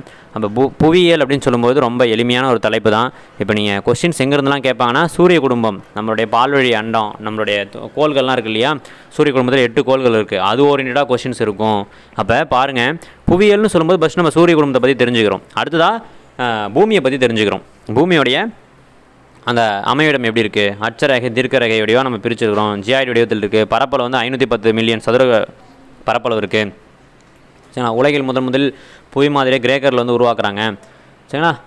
அடுத்து ஜியோகிராஃபின்ற நூலினை ஏற்றியவர் யார்? இந்த மாதிரி கொஸ்டின்ஸ் இருக்கும். அடுத்து முக்கிய கணவாய்கள், உலகத்தில் இருக்கக்கூடிய 7 பெரிய கண்டங்கள், 5 பெரிய கடல்கள், அதில் பெரிய கடல் எது, சின்ன கடல் எது, அப்போ முக்கியமான கண்டங்கள் நம்ம சொல்கிறோமே அந்த 7 கண்டங்கள் இருக்கக்கூடிய உயரமான சிகரங்கள் என்னென்ன, அப்போ மிக நீளமான நதி எது. சரிங்களா? இந்த மாதிரி தான் உங்களுக்கு கொஸ்டின்ஸ் வந்து கேட்பாங்க. அடுத்ததாக புவியியலுடைய உள்ளமைப்பில் வந்து உங்களுக்கு கொஸ்டின்ஸ் கேட்பாங்க. எந்த மாதிரி இருக்க போது, மேலேடு, கவசம், கருவம்னு சொல்லி பிரிச்சுருக்கிறோம். பிஎல்ஐ, எஸ்எல்ஐ, எல்எல்ஐ அப்படின்ற நில அதிர்வு அலைகள்லாம் இருக்குது. சரிங்களா? அடுத்ததான் வந்து பார்த்தீங்கன்னா இந்தியாவில் செயல்படக்கூடிய ஒரே ஒரு எரிமலை என்ன, அப்போ பார்க்குறோம். நிலத்தோற்றங்களையும் நம்ம பார்த்துட்ருக்குறோம் இல்லையா? நிலத்தோற்றத்தையும் நம்ம பார்க்குறோம். அடுத்தது வந்து பார்த்திங்கன்னா எரிமலை அப்படின்றது எல்லாம் எதனால் ஏற்படுது, பூமியில் இருக்கக்கூடிய வெப்ப சக்தின்றது இயக்க சக்தியை கொடுக்குது. தட்டுக்கள் நகர்ந்து ஒன்று மோதும் போது நிலநடுக்கம் ஏற்படுது, சுனாமி ஏற்படுது. அப்போ மடிப்பு மலைத்தொடர்கள்லாம் ஏற்படுது. இமயமலை அப்படின்றதுலாம் மடிப்பு மலைத்தொடர் தான். ஆரவல்லி மலைத்தொடரும் மடிப்பு மலைத்தொடர் தான். அப்போ இதெல்லாம் நம்ம எக்ஸாம் பாயிண்ட் ஆஃப் வியூவில் பார்க்குறோம். சரிங்களா? அடுத்தது பார்த்தீங்கன்னா நிலத்தோற்றம், மண், நீர்வீழ்ச்சி, கடற்கரை, ஏரிகள், இதெல்லாம் நம்ம பார்க்குறோம் இல்லையா?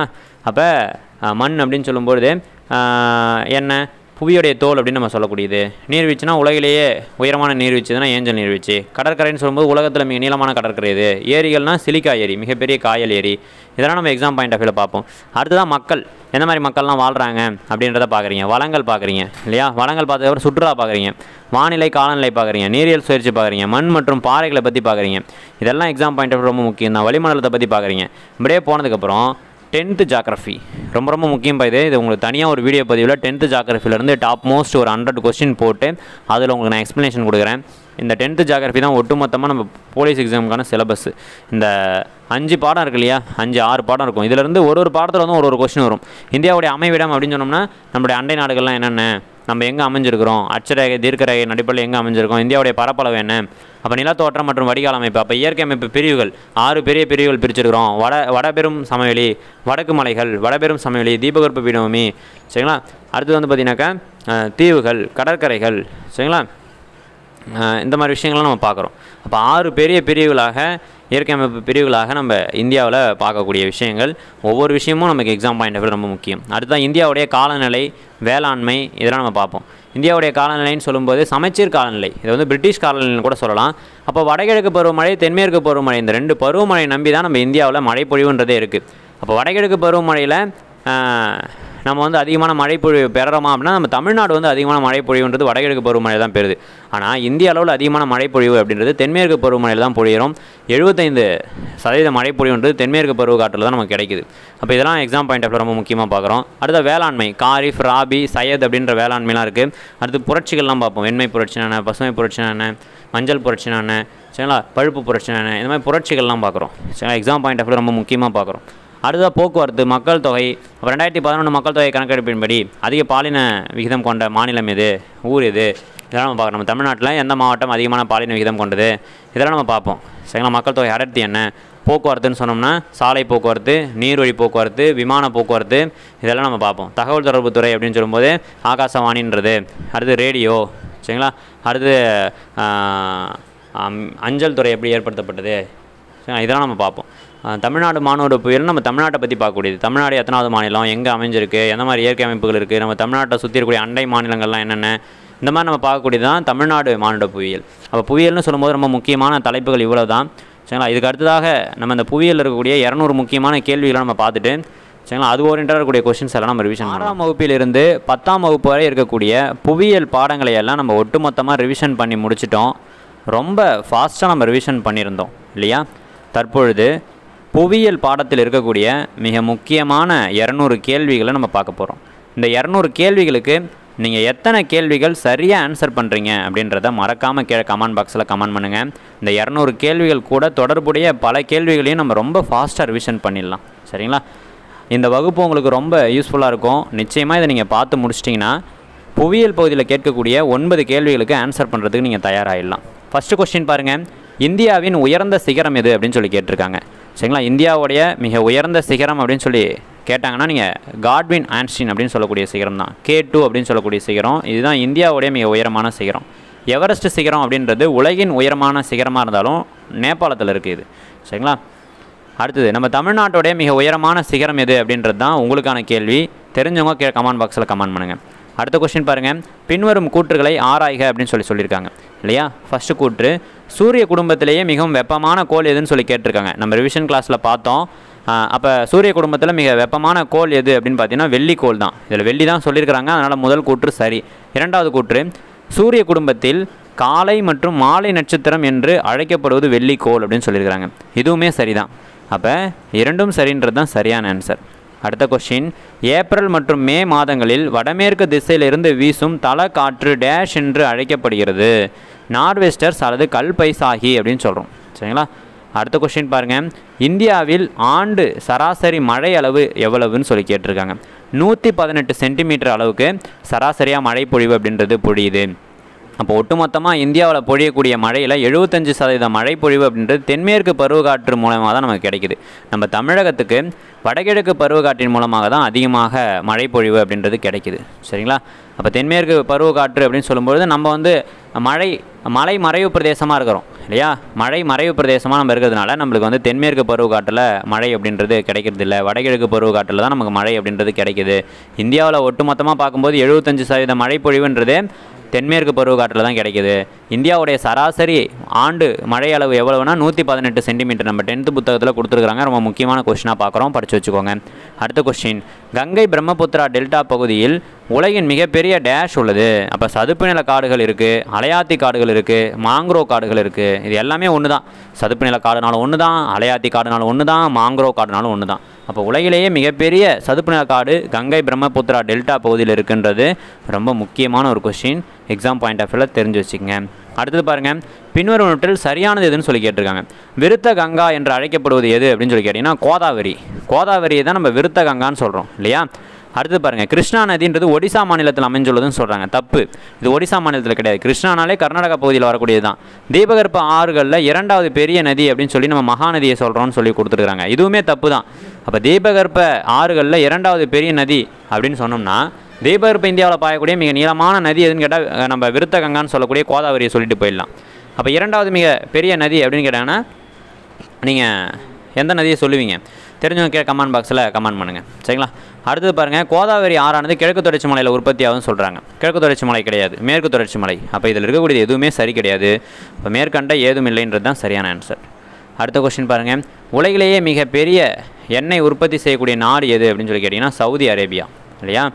Saudi Arabia. நம்ம காவிரி நதின்றது எத்தனாவது பெரிய நதினா 2வது நீளமான நதி. அப்போ முதல் நீளமான நதி கோதாவரி. அப்போ 2வது அப்படின்னு சொல்லும்போது கிருஷ்ணா நதி வரும், சரிங்களா? அடுத்து பாருங்கள், இந்தியாவில் உள்ள உயிர்கோள காப்பகங்களோட எண்ணிக்கை எத்தனை அப்படின்னு கேட்டிருக்காங்க. 18 உயிர்கோள காப்பகங்கள் இந்தியாவில் இருக்குது. அப்போ யுனெஸ்கோ உலக பாரம்பரிய தலமாக 11 உயிர்கால காப்பகங்களை அங்கீகரிச்சிருக்கு. நம்ம தமிழகத்தில் 3 உயிர்கோள காப்பகங்கள் இருக்குது, சரிங்களா?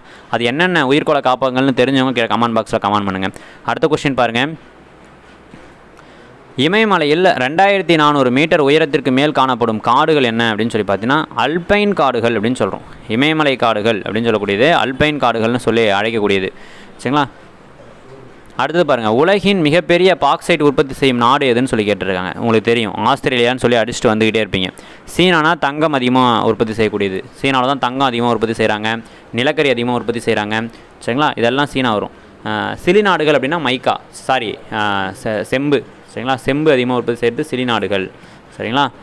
மைக்கானாலும் சீனா தான் உங்களுக்கு வரும். அடுத்த கொஸ்டின், பேரிடர் விளைவை குறைக்கும் செயலை வந்து மட்டுப்படுத்துதல் அப்படின்னு சொல்லலாம். பேரிடர் விளைவை குறைக்கக்கூடிய செயலை நம்ம மட்டுப்படுத்துதல்னு சொல்லலாம். அடுத்த கொஸ்டின் பாருங்கள், கீழ்கண்ட கூற்றுகளை ஆராய்க. முதல் கூற்று, உலகின் மிக பழமையான படிவுப்பாறை கிரீன்லாந்தில் கண்டுபிடிச்சிருக்காங்கன்னு சொல்கிறாங்க. இது சரியான்னு கேட்டிங்கன்னா இது சரிதான். அடுத்த கூற்று, உலக அதிசயங்களில் ஒன்றான தாஜ்மஹால் அப்படின்றது பனிங்கு கற்களால் கட்டப்பட்டது. இதுவுமே உருமாறிய ஒரு பனிங்கு கற்களால் கட்டப்பட்டதான்னு கேட்டிங்கன்னா கரெக்டு தான். இதுவும் கரெக்டு தான். இரண்டும் சரின்றது தான் சரியான ஆன்சர். அடுத்த கொஸ்டின் பாருங்கள், உயிரின படிமங்கள் டேஷ் பாறைகளில் காணப்படுது. நம்ம சொல்லியிருந்தோம், படிவு பாறைகள்னாலே உயிரின படிமங்கள் இருக்கக்கூடிய பாறை தான், சரிங்களா? உயிரின படிமங்கள் தான். அப்போ பாருங்கள், படிவு பாறைகள் அப்படின்னாலே நிலக்கரி, பெட்ரோலியம், இயற்கை எரிவாயு இதெல்லாம் கிடைக்கக்கூடிய பாறை எதுனா அந்த படிவு பாறை. இதுதான் உயிரின படிமங்கள் நமக்கு இருக்குது. அடுத்த கொஸ்டின், வெப்பநிலையானது 1000 மீட்டர் உயரத்திற்கு டேஷ் என்ற அளவில் வெப்பநிலை குறைந்து கொண்டே செல்கிறது. அப்போ பாருங்கள், 6.5 டிகிரி செல்சியஸ் அளவுக்கு குறைஞ்சிக்கிட்டே போகுது. அப்போ மேலே போகக்கூடிய 1 கிலோமீட்டர் தூரத்துக்கு 6.5 டிகிரி செல்சியஸ் வெப்பநிலை அப்படின்றது குறைஞ்சிக்கிட்டே வரும். சரி, அதனால தான் நம்ம உயரமான இடத்துக்கு போகும்போது குறைவான வெப்பநிலையை நம்ம ஃபீல் பண்ணுறோம். அடுத்த கொஸ்டின், புவி பெறும் ஆற்றல் என்ன அப்படின்னு சொல்லி கேட்டிருக்காங்க. வெப்பம். வெப்ப ஆற்றலை தான் பூமி பெறுது. அடுத்த கொஸ்டின், போரின் காரணமாக நடைபெறும் குடிபெயர்வை நம்ம என்னன்னு சொல்கிறோம் அப்படின்னா அரசியல் காரணமாக நடக்கக்கூடியது, அரசியல் சார்ந்தது.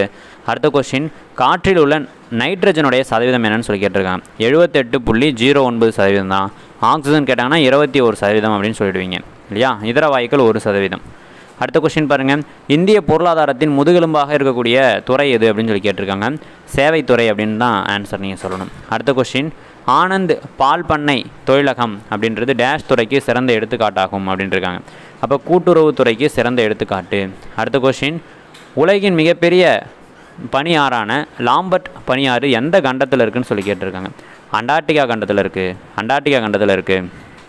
அடுத்த கொஸ்டின், ஆப்பிரிக்காவின் தென்கோடி முனை அப்படின்னு சொல்லக்கூடியது நன்னம்பிக்கை முனை.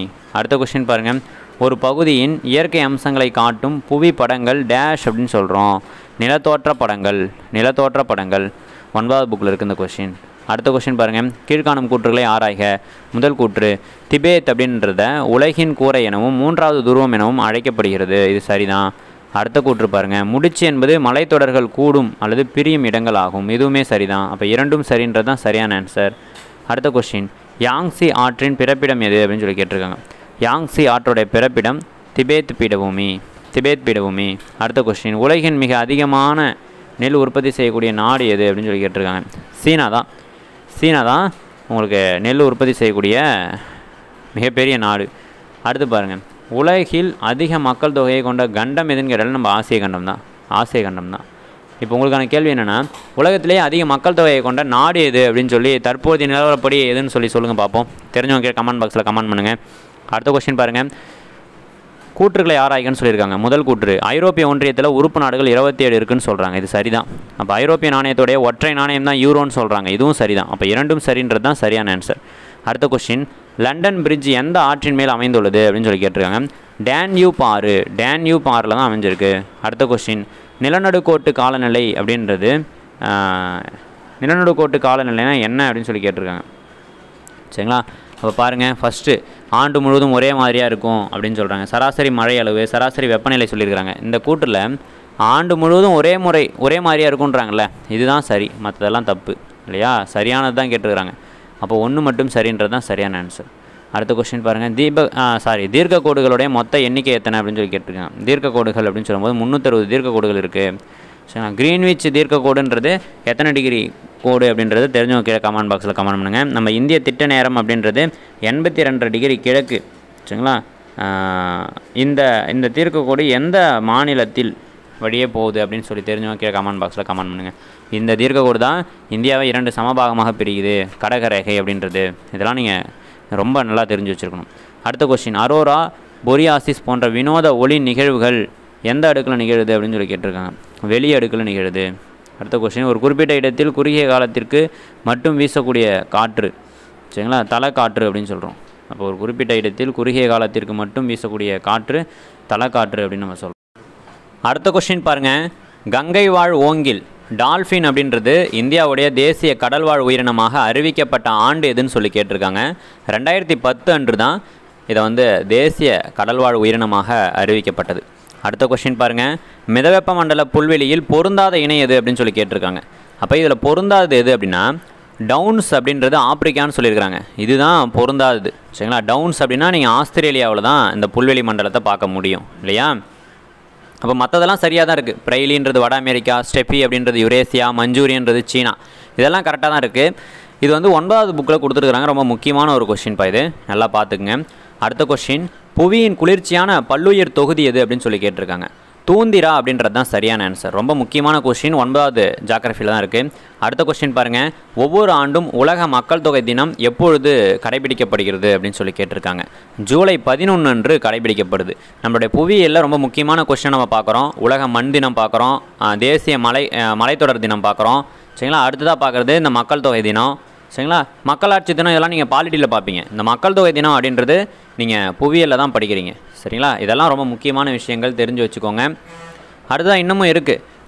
நம்ம பார்ப்போம். சிட்டுக்குருவிகள் தினம், நீர் தினம், இதெல்லாம் நீங்கள் பார்ப்பீங்க. 8வது புக்கில் சயின்ஸில் படிச்சிருப்பீங்க. அதெல்லாம் சயின்ஸில் வரும். சரிங்களா? அப்போ ஒவ்வொரு சப்ஜெக்ட்லேயுமே முக்கியமான தினங்கள் இருக்குது. உங்களுக்கு ஃபிசிக்ஸில் தான் முக்கியமான தினம் எதுவும் இருக்காது, கெமிஸ்ட்ரியில் இருக்காது. மற்றபடி பயாலஜியில் இருக்கும். சுற்றுச்சூழல் மற்றும் சூழ்நிலையில் முக்கியமான தினங்கள் இருக்குது இல்லையா? அடுத்தது பார்க்குறோம். மே 28 மாதவிடாய் சுகாதார தினம் அப்படின்னு சொல்லி கொடுத்துருப்பாங்க. இது உயிரியலில் வரக்கூடிய முக்கியமான தினம். வரலாறுல உங்களுக்கு தெரியும், நிறைய தினங்கள் வரும்னு சொல்லி தெரியும். அதேமாதிரி ஜாகிரஃபியில் வரக்கூடிய முக்கியமான தினங்களில் இது ஒன்று. சரிங்களா? அப்போ மலைத்தொடர் தினம், தேசிய மலைத்தொடர் தினம் அப்படின்னு பார்ப்போம். அடுத்ததாக உலக மக்கள் தொகை தினம் பார்ப்போம், மண் தினம் பார்ப்பீங்க. இதெல்லாம் நம்ம புவியில் வரக்கூடிய முக்கியமான தினம். எக்ஸாம் பாயிண்ட் ஆஃப் வியூவில் எதிர்பார்க்கலாம். அடுத்த கொஸ்டின் பாருங்கள். கூற்றுகளை ஆராய்கன்னு சொல்லியிருக்காங்க. முதல் கூற்று, உலகிலேயே மிக அதிக அடர்த்தியான நிலநடுக்க பகுதிகளை கொண்டது ஜப்பான்னு சொல்லியிருக்காங்க. இது சரியான்னு கேட்டிங்கன்னா இது சரியான கூற்று தான். அடுத்த கூற்று, உலகிலேயே அதிக நிலநடுக்கம் ஏற்படுவது இந்தோனேஷியான்னு சொல்லியிருக்காங்க. இது சரியான்னு கேட்டிங்கன்னா இதுவும் சரிதான். அப்போ இரண்டும் சரி அப்படின்றது தான் சரியான ஆன்சர். நீங்கள் சரியாக ஆன்சர் பண்ணிட்டீங்களான்னு பாருங்கள். சரிங்களா? நீங்கள் அப்படியே தொடர்ச்சியாக பார்த்துக்கிட்டே வரணும். சரிங்களா? 200 கேள்வி இருக்குது. இந்த 200 கேள்வியில் உங்களுக்கு எத்தனை கேள்வி தெரியுதுன்றதை மறக்காமல் கீழே கமெண்ட் பாக்ஸில் கமெண்ட் பண்ணுங்கள். அடுத்த கொஸ்டின் பாருங்களேன். கோமதி யமுனை இந்த 2 நதிகளும் எந்த ஆற்றோடைய துணை ஆறுகள்னு சொல்லியிருக்கிறாங்க. அப்போ துணை ஆறுகள்னா என்ன, கிளை ஆறுகள்னா என்னன்றது உங்களுக்கு தெரியணும் இல்லையா? துணை ஆறுனா என்னென்னா முதன்மை ஆற்று கூட சேரக்கூடிய ஆறுகளை தான் நம்ம துணை ஆறுகள்னு சொல்கிறோம். இதுவே கிளை ஆறுனா முதன்மை ஆற்றுலேருந்து பிரிந்து வரக்கூடிய ஆறை நம்ம கிளை ஆறுகள்னு சொல்கிறோம். அந்த வகையில் இந்த கோமதி யமுனை அப்படின்றதுலாம் கங்கை ஆற்றுடைய துணை ஆறுகள், புரியுதுங்களா? கங்கை நதியுடைய துணை ஆறுகள் தான் அந்த கோமதியும் யமுனையும். உங்களுக்கான கேள்வி என்ன அப்படின்னு சொல்லி பார்த்தீங்கன்னா, தாஜ்மஹால் உலகத்தில் 7 அதிசயங்களில் ஒன்று நம்ம சொல்லக்கூடிய இந்த தாஜ்மஹாலை முகலாய இளவரசன், சரிங்களா, முகலாய பேரரசன், கட்டிடக்கலைகளின் இளவரசன் சொல்லி அழைக்கக்கூடிய மன்னன் ஷாஜஹான் அவர்கள் எந்த நதிக்கரையில் கட்டினார்? இது உங்களுக்கான கேள்வி. தெரிஞ்சவங்க கீழே கமெண்ட் பாக்ஸில் கமெண்ட் பண்ணுங்கள். அடுத்த கொஸ்டின், பழவேற்காட்டு ஏரி எந்த மாநிலங்களுக்கு இடையில் அமைந்துள்ளது அப்படின்னு சொல்லி கேட்டிருக்காங்க. தமிழ்நாடு மற்றும் ஆந்திர பிரதேசத்துக்கு இடையில் இது அமைஞ்சிருக்கு. தமிழ்நாட்டுடைய வடக்கு பகுதி எல்லையாக இருக்கக்கூடியது இந்த பழவேற்காட்டு ஏரி, நீங்கள் படிச்சிருப்பீங்க இல்லையா? அடுத்த கொஸ்டின், மேற்கு நோக்கி பாயக்கூடிய ஆறுகளிலேயே மிகவும் நீளமான ஆறு எது அப்படின்னு சொல்லி கேட்டிருக்காங்க. அப்போ ரொம்ப முக்கியமான ஒரு கொஸ்டினாக பார்க்குறோம். 10th ஜியாகிரஃபியில் இருக்குது. நர்மதை நதி தான் மேற்கு நோக்கி பாயக்கூடிய ஆறுகளில் ரொம்ப நீளமான நதி, சரிங்களா? மற்றது எல்லாமே கிடையாது. அடுத்த கொஸ்டின் பாருங்கள், எந்த மாநிலத்தில் காசிரங்கா தேசிய பூங்கா அமைந்துள்ளது? அசாமில் அமைஞ்சிருக்கு. காசிரங்கா தேசிய பூங்கா எங்கே அமைஞ்சிருக்குன்னா அசாமில் அமைஞ்சிருக்கு.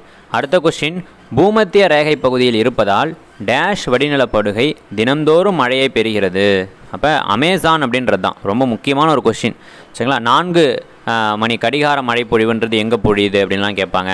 உலகின் நுரையீரல் எது அப்படின்னு சொல்லி கேட்பாங்க. எல்லாமே உங்களுக்கு அமேசான் காடுகள் தான், சரிங்களா? அடுத்தது பாருங்கள், தமிழகத்தை தாக்கிய மிக மோசமான புயல் எது அப்படின்னு சொல்லி கேட்டிருக்காங்க. 9வது புத்தகம் 8வது புத்தகத்தில் இது கொடுத்துருக்காங்க. புவியியலில் பேரிடர் மேலாண்மைன்ற பாடம் நீங்கள் படிச்சிருப்பீங்க.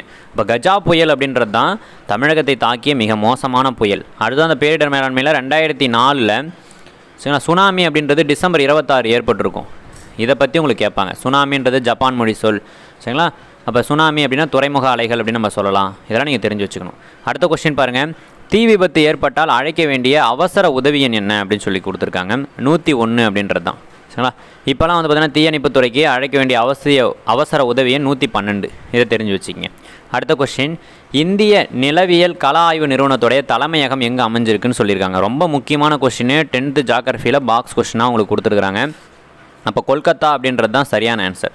அப்போ ஹைதராபாத்தில் என்ன இருக்குது, ஒடிசாவில் என்ன இருக்குது, நாக்பூரில் என்ன இருக்குது, இதெல்லாம் தெரிஞ்சவங்க கீழே கமெண்ட் பாக்ஸில் கமெண்ட் பண்ணுங்கள். அப்போ தேசிய அலுமினியம் நிறுவனம்ன்றது ஒடிசாவில் இருக்குது, 1981, சரிங்களா? அப்போ நிலவியல் கலாய்வு நிறுவனம்ன்றது கொல்கத்தாவில் இருக்குது, சரிங்களா? அப்போ ஃபரிதாபாத் அப்படின்றது தேசிய நீர்மின் நிலையம் இருக்குது. அப்போ நாக்பூரில் என்ன இருக்குதுன்னு தெரிஞ்சவங்க கீழே கமெண்ட் பாக்ஸில் கமெண்ட் பண்ணுங்கள். அடுத்த கொஸ்டின், நாட்டின் மிக பழமையான எண்ணெய் வயல் எது அப்படின்னு சொல்லி கேட்டிருக்காங்க. நாட்டின் மிக பழமையான எண்ணெய் வயல் அப்படின்னு சொன்னாங்கன்னா நீங்கள் பாருங்கள், திக்பாய் அப்படின்றது தான் நாட்டின் மிக பழமையான எண்ணெய் வயல். மிகப்பெரிய எண்ணெய் வயல் எதுன்னு கேட்டாங்கன்னா மும்பை ஹை. புரியுதா? 2 கொஸ்டின் தான் இதில், அழகாக முடிச்சு விட்டுருணும், சரிங்களா? அடுத்த கொஸ்டின் பாருங்கள், இந்தியாவின் முதல் மக்கள் தொகை கணக்கெடுப்பு கூற்றுகளை ஆராய்களை கேட்டிருக்காங்க. முதல் மக்கள் தொகை கணக்கெடுப்பு 1872 நடந்ததுன்னு சொல்கிறாங்க, சரிங்களா? அப்போ இது சரியான்னு கேட்டிங்கன்னா இது சரிதான். அடுத்த கொஸ்டின், 2011ஆம் ஆண்டு நடைபெற்ற மக்கள் தொகை கணக்கெடுப்பு 16வது மக்கள் தொகை கணக்கெடுப்புன்னு சொல்லியிருக்காங்க. இது சரியான்னு கேட்டிங்கன்னா இது தப்பு. 15வது மக்கள் தொகை கணக்கெடுப்பு தான் 2011 நடந்துச்சு. இப்போ நடக்க போகுது இல்லையா 2026, அதுதான் 16வது மக்கள் தொகை கணக்கெடுப்பு. அப்போ 1 மட்டும் சரின்றது தான் சரியான ஆன்சர். அடுத்த கொஸ்டின், கிழக்கு ரயில்வேவின் தலைமையிடம் எங்கே அமைந்துள்ளதுன்னு சொல்லி கேட்டிருக்காங்க. இப்போ கொல்கத்தாவில் தான் கிழக்கு ரயில்வேவுடைய தலைமையகம் அப்படின்றது அமைஞ்சிருக்கு, சரிங்களா? சென்னையில் வந்து பார்த்திங்கன்னா தெற்கு ரயில்வேவுடைய தலைமையகம் அமைஞ்சிருக்கு. அடுத்த கொஸ்டின் பாருங்கள், இந்தியாவின் நாற்கர சாலை, சரிங்களா, தங்க நாற்கர சாலை இருக்கு இல்லையா, அந்த இந்தியாவுடைய தங்க நாற்கர சாலை அப்படின்ற திட்டம் 1999 வந்து பார்த்திங்கன்னா தொடங்குறாங்க இல்லையா, அதனுடைய நீளம் என்னன்னு சொல்லி உங்களுக்கு கேட்டிருக்காங்க. அதோடைய நீளம் பாருங்கள் 546, இடையில ஒரு 8 வருது பாருங்கள், இதான் 5846 கிலோமீட்டர் நீளம் கொண்டது. ரொம்ப முக்கியமான ஒரு கொஸ்டினாக நம்ம இதை பார்த்துக்குங்க. அடுத்த கொஸ்டின், கூற்றுகளை ஆராய்கன்னு சொல்லி கேட்டிருக்காங்க. முதல் கூற்று, இந்தியா அதிகபட்சமாக வங்கதேசத்து கூட 4156 கிலோமீட்டர் நீளமுள்ள நில எல்லையை பகிர்ந்து கொள்கிறது. அப்போ இந்தியாவுடைய நில எல்லை பகிர்ந்து கொள்ளக்கூடிய நாடுகளில், அண்டை நாடுகளில் மிக அதிகபட்சமாக நில எல்லையை எந்த நாட்டு கூட பகிர்ந்து கொள்கிறதுனா வங்கதேசம் தான். அடுத்ததாக பார்த்திங்கன்னா மியான்மர், தூர கிழக்கு நாடாக இருக்கக்கூடிய மியான்மர் கூட நில எல்லையை பகிர்ந்து கொள்கிறது. அப்போ இந்த எக்ஸாம் பாயிண்ட் ஆஃப் வியூவில் இந்த கொஸ்டினை ரொம்ப இம்பார்ட்டண்ட்டாக பார்க்குறோம். இது சரியான்னு கேட்டிங்கன்னா இது சரிதான். அடுத்த கொஸ்டின் பாருங்கள், இந்தியா குறைந்தபட்சமாக ஆப்கானிஸ்தான் கூட 108 கிலோமீட்டர் நீளமுள்ள நில எல்லையை பகிர்ந்து கொள்கிறது. இது கேட்டாங்கன்னா இது தப்பு. 108ஆன்னு கேட்டிங்கன்னா 108 கிடையாது, 106 கிலோமீட்டர், சரிங்களா? இது தப்பு. அப்போ ஆனால் குறைந்தபட்ச நிலையில்ன்றது ஆப்கானிஸ்தான் கூட தான் நம்ம பகிர்ந்து கொள்கிறோம். இது தெரிஞ்சுக்கிங்க. ஒன்று மட்டும் சரின்றது தான் சரியான ஆன்சர். அடுத்த கொஸ்டின் பாருங்கள், இந்தியாவின் கிழக்கு மேற்கு பரவல் என்ன அப்படின்னு சொல்லி கேட்டிருக்காங்க. அப்போ பாருங்கள், இந்தியாவுடைய கிழக்கு மேற்கல் பரவல் அப்படின்னு கேட்டாங்கன்னா 2933 கிலோமீட்டர் அப்படின்னு சொல்லி நீங்கள் சொல்லணும். ரொம்ப முக்கியமான கொஸ்டின். அடுத்த கொஸ்டின் பாருங்கள், இந்தியா பற்றிய கூற்றுகளில் சரியான கூற்று எதுன்னு சொல்லி கேட்டிருக்காங்க. அப்போ இந்தியான்றது ஒரு துணை கண்டமானு கேட்டிங்கன்னா துணை கண்டம் தான். இந்தியாவில் பல்வேறு வகையான மொழிகள் பேசுகிறாங்க, பல்வேறு கலாச்சாரம் இருக்குது, பல்வேறு வகையான இயற்கை அமைப்பு பிரிவுகள் இருக்குது. அப்போ பல்வேறு வகையான மக்கள்கள் இருக்காங்க. அப்போ ஒரு துணை கண்டத்துக்கு ஒரு கண்டத்துக்கு தேவையான அனைத்து பண்புகளும் நம்ம இந்தியாவில் இருக்குன்றதுனால இதை நம்ம துணை கண்டம்னு சொல்கிறோம். அப்போ இந்தியா ஒரு தீபகற்ப நாடான்னு கேட்டிங்கன்னா தீபகற்ப நாடு தான். அப்போ 3 பக்கம் நீராலும் ஒரு பக்கம் நிலத்தாலும் சூழப்பட்டிருக்கக்கூடிய நாட்டை நம்ம தீபகற்ப நாடுன்னு சொல்கிறோம். அப்போ நம்ம இந்திய தேசன்றது 3 பக்கம் நீரால் சூழப்பட்டிருக்கு. அரபிக்கடல், வங்காள விரிகுடா, இந்திய பெருங்கடல்னு சொல்லி 3 பக்கம் நீராலையும் ஒரு பக்கம் இமயமலையால் சூழப்பட்டிருக்கு எல்லைன்றது. அப்போ நிலப்பகுதியாலையும் இருக்குது. அப்போ இதை வந்து தீபகற்ப நாடுன்னு நம்ம சொல்லலாம். அப்போ இந்திய தேசம்ன்றது ஒரு தீபகற்ப நாடு. அடுத்ததாக பார்த்தீங்கன்னா இந்தியா பல இனங்களுடைய அருங்காட்சியகம்னு சொல்கிறாங்க. அப்போ இது கேட்டிங்கன்னா இது உண்மைதான். இந்தியாவில் பல்வேறு இனங்கள், மொழிகள், கலாச்சாரங்கள், பண்பாடுகள், மக்கள், நிலவியல் கூறுகள், காலநிலை எல்லாமே இருக்கிறதுனால பல இனங்கள் வாழக்கூடிய ஒரு அருங்காட்சியகம் இந்தியா அப்படின்னு சொல்கிறாங்க. அப்போ இது எல்லாமே சரின்றது தான் சரியான ஆன்சர். அடுத்த கொஸ்டின் பாருங்கள், இந்தியாவின் இயற்கை அமைப்பு பிரிவுகள் எத்தனைன்னு சொல்லி கேட்டிருக்காங்க. அப்போ 6 பெரும் பிரிவுகளாக இந்தியாவில் இருக்கக்கூடிய இயற்கை அமைப்பு பிரிவுகளை பிரிக்கலாம். இப்போ வடபெரும் சமவெளிகள், வடக்கு மலைகள், தீபகற்ப பீடபூமி, சரிங்களா? அப்போ பாருங்கள், தீபகற்ப பீடபூமி, தீவுகள், கடற்கரைகள், சரிங்களா? வடபெரும் சமவெளி, வடக்கு மலைகள்னால் இமயமலைகள், தீபகற்ப பீடபூமி, தீவுகள், கடற்கரைகள், சரிங்களா? இந்த மாதிரி வந்து பார்த்திங்கன்னா 6 பெரிய பிரிவுகளாக நம்ம வந்து பிரிக்கலாம். சரிங்களா? இயற்கை பிரிவுகள்னும் போது 6 பெரும் பிரிவுகளாக நம்ம பிரிக்கலாம். அடுத்து பாருங்கள், பின்வருவற்றுள் எந்த மண்ணில் உயிர் சத்து அதிகமாக உள்ளது அப்படின்னு சொல்லி கேட்டிருக்காங்க. இது 10th ஒரு பாக்ஸ் கொஸ்டின், ரொம்ப முக்கியமான கொஸ்டின். காடு மற்றும் மலை மண் அதில் தான் உயிர் சத்து அதிகமாக இருக்குது. சிம்பிளாக புரிஞ்சிங்கன்னா காட்டில் இருக்கக்கூடிய மண், அதில் அந்த இலைகள்லாம் உதிர்ந்து கீழே மக்கி அது வந்து உரமாக போகுது. அப்போ இதுதான் அதிகமாக உயிர் சத்து நிறைந்த ஒரு மண்ணு நம்ம பார்க்குறோம். அடுத்து பாருங்கள், மான்சூன் என்பதன் பொருள் பருவகாலம். இது எந்த மொழி சொல்னு சொல்லி கேட்டிருக்காங்க. இது வந்து ஒரு அரபு மொழிச்சொல்.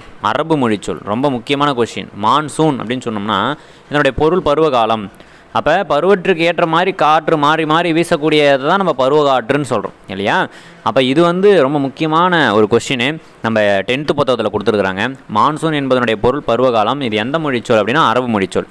அடுத்த கொஸ்டின் பாருங்கள், உலகின் அதிக அளவு மழை பெறும் மவுண்ட் சின்ராம் எந்த மாநிலத்தில் இருக்குது அப்படின்னா மேகாலயா மாநிலத்தில் இருக்குது. மவுண்ட் சின்ராம் அப்படின்றது எந்த இடத்துல இருக்குது? மேகாலயா மாநிலத்தில் இருக்குது. அடுத்த கொஸ்டின் பாருங்கள், பருவகாற்று காடுகள் எவ்வாறு அழைக்கப்படுகிறது? பருவகாற்று காடுகள் அப்படின்னு சொன்னோம்னா அது வந்து இலையுதிர் காடுகள்னு நம்ம சொல்லலாமா? ஸ்கூல் புக்கில் உங்களுக்கு இருக்கா? 10th புக்கில் இருக்குது. அப்போ இலையுதிர் காடுகள் அப்படின்னு சொல்லலாம். மாங்க்ரோவ் காடுகள் அப்படின்றது அலையாத்தி காடுகள்னு சொல்லலாம். சதுப்பு நில காடுகள்னு சொல்லலாம். சரிங்களா? இதெல்லாம் தெரிஞ்சு வச்சுக்கங்க. அடுத்த கொஸ்டின் பாருங்கள், காரிஃப் பருவம் என்பது அப்போ நம்ம இந்தியாவில் 3 வகையான வேளாண் பருவங்களை நம்ம பார்க்குறோம். காரிஃப் பார்க்குறோம், சையத் பார்க்குறோம், ராபி பருவம் பார்க்குறோம். இந்த மாதிரி 3 வகையான பருவம் பார்க்குறோம். அதில் இந்த காரிஃப் பருவம் அப்படின்றது மழைக்காலத்து பயிரிடக்கூடிய காலம்.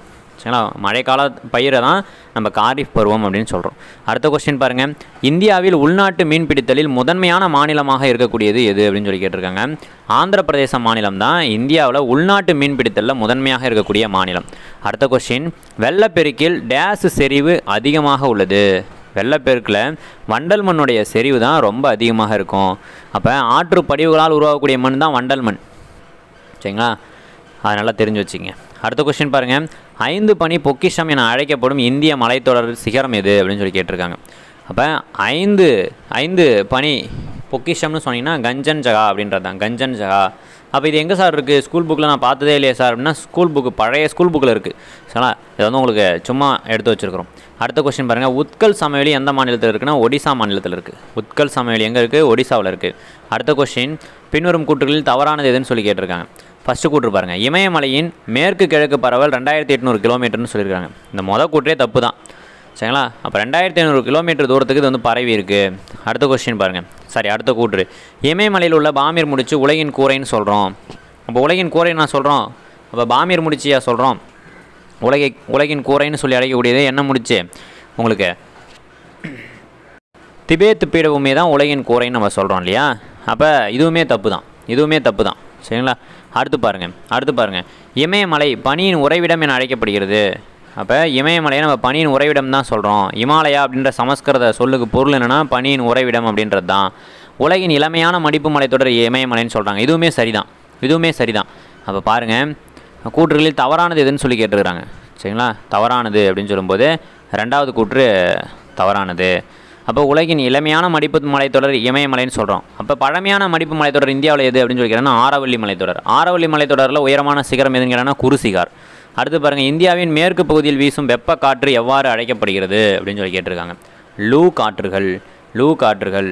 சரிங்களா? அடுத்த கொஸ்டின் பாருங்கள், இந்தியாவில் ரயில்வே மண்டலங்களின் எண்ணிக்கை மொத்தம் எத்தனைன்னு சொல்லி கேட்டிருக்காங்க. 17 ரயில்வே மண்டலங்கள் இந்தியாவில் இருக்குது. அடுத்த கொஸ்டின், அதிக மக்கள் தொகை கொண்ட இந்திய மாநிலம் எது அப்படின்னு சொல்லி கேட்டிருக்காங்க. உத்தரப்பிரதேசம் அப்படின்றது தான் அதிக மக்கள் தொகையை கொண்ட மாநிலம். சரி, இதே மக்கள் தொகை அடர்த்தி அதிகமாக இருக்குது எதுனா பீகார், தெரிஞ்சு வச்சுக்கங்க. அடுத்த கொஸ்டின், திருவண்ணாமலை மற்றும் வேலூர் மாவட்டங்களை பிரிக்கும் மலை எது அப்படின்னு சொல்லி கேட்டிருக்காங்க. ஜவ்வாது மலை அப்படின்றது தான் திருவண்ணாமலையையும் வேலூரையும் பிரிக்கக்கூடிய ஒரு மலையாக இருக்குது. அடுத்த கொஸ்டின், கைகா அணுமின் நிலையம் எம்மாநிலத்தில் அமைந்துள்ளது. கர்நாடகாவில் அமைஞ்சிருக்கக்கூடிய ஒரு அணுமின் நிலையம் தான் அந்த கைகான்னு சொல்கிறோம். அடுத்த கொஸ்டின், இந்தியாவில் உள்நாட்டு மீன்பிடித்தலில் முதன்மை மாநிலமாக திகழக்கூடிய மாநிலம் எது அப்படின்னு சொல்லி கேட்டிருக்காங்க. ஆந்திர பிரதேசம் அப்படின்றது தான் உள்நாட்டு மீன்பிடித்தலில் ஒரு முதன்மையான மாநிலமாக திகழ்கிறது. அடுத்த கொஸ்டின், சாம்பல் புரட்சி என்பது எந்த உற்பத்தியை குறிக்கிறது அப்படின்னு சொல்லி கேட்டிருக்காங்க. உரங்களுடைய உற்பத்தியை சொல்லக்கூடியது தான் இந்த சாம்பல் புரட்சி. அடுத்த கொஸ்டின் பாருங்கள், பக்ரானங்கள் திட்டத்தால் பயன்பெறும் மாநிலங்களில் தவறானது எது அப்படின்னு சொல்லி கேட்டிருக்காங்க. பக்ரானங்கள் திட்டத்தில் பயனடையக்கூடிய மாநிலங்களில் தவறானது எதுனா உத்தரகாண்ட் அப்படின்றது தான். அடுத்த கொஸ்டின் பாருங்கள், சென்செக்ஸ் 2011 படி தமிழ்நாட்டின் மக்கள் தொகை அடர்த்தி எவ்வளவு அப்படின்னு சொல்லி கேட்டிருக்காங்க. 555 சதுர கிலோமீட்டர் அப்படின்றது தான் சரியான ஆன்சர். அடுத்த கொஸ்டின், இந்தியாவில் மக்கள் தொகை வளர்ச்சிக்கான காரணங்கள் என்ன அப்படின்னு சொல்லி கேட்டிருக்காங்க. இந்தியாவில் மக்கள் தொகை வளர்ச்சி அப்படின்றதுக்கான சரியான காரணம் என்ன அப்படின்னு சொல்லி கேட்டிருக்காங்க. இப்போ பாருங்கள், குறைந்த கல்வி அறிவு இருக்கிறது தான் சரியான காரணமாக நம்ம பார்க்குறோம் இல்லையா? குறைந்த கல்வி அறிவு. அடுத்ததாக இறப்பு விகிதம் அப்படின்றது குறைஞ்சிருக்கு, இதுவுமே நம்ம பார்க்குறோம். அப்போ மருத்துவத்துறையெல்லாம் அட்வான்ஸ் ஆகிருக்கு. அப்போ நிறைய பேர் வந்து பார்த்திங்கன்னா மெடிசன் ட்ரீட்மெண்ட் எடுத்துக்கிறாங்க. அப்போ இதுக்கு முன்னாடிலாம் வந்து பார்த்திங்கன்னா அந்தளவுக்கு ட்ரீட்மெண்ட் இல்லை, நிறைய பேர் வந்து உடல்நலை குறைவால் இறப்பாங்க, இப்போ கிடையாது. அடுத்த கொஸ்டின் பாருங்கள், பின்வரும் கூற்றுகளில் எது தவறானதுன்னு சொல்லி கேட்டிருக்காங்க.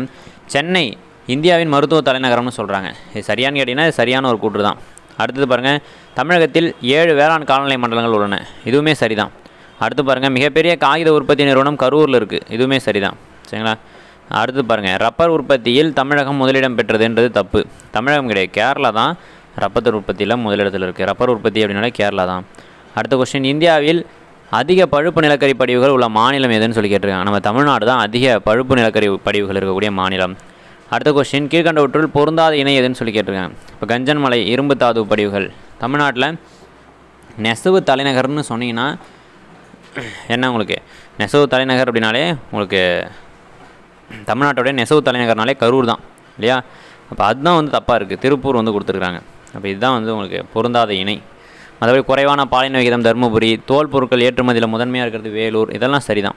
அடுத்த கொஸ்டின், தமிழ்நாட்டுக்குரிய மின்னாற்றலில் பெரும் பகுதியை கொடுப்பது எது அப்படின்னு சொல்லி கேட்டிருக்காங்க. அனல் மின் நிலையம் அப்படின்றது தான். அடுத்த கொஸ்டின், தமிழ்நாட்டின் எந்த நகரத்தில் உலகின் மிகப்பெரிய கரும்பு சர்க்கரை அடிப்படையில் காகிதம் தயாரிக்கும் நிறுவனம் இருக்குது அப்படின்னு சொல்லி கேட்டிருக்காங்க. கரூரில் தான் இருக்குது.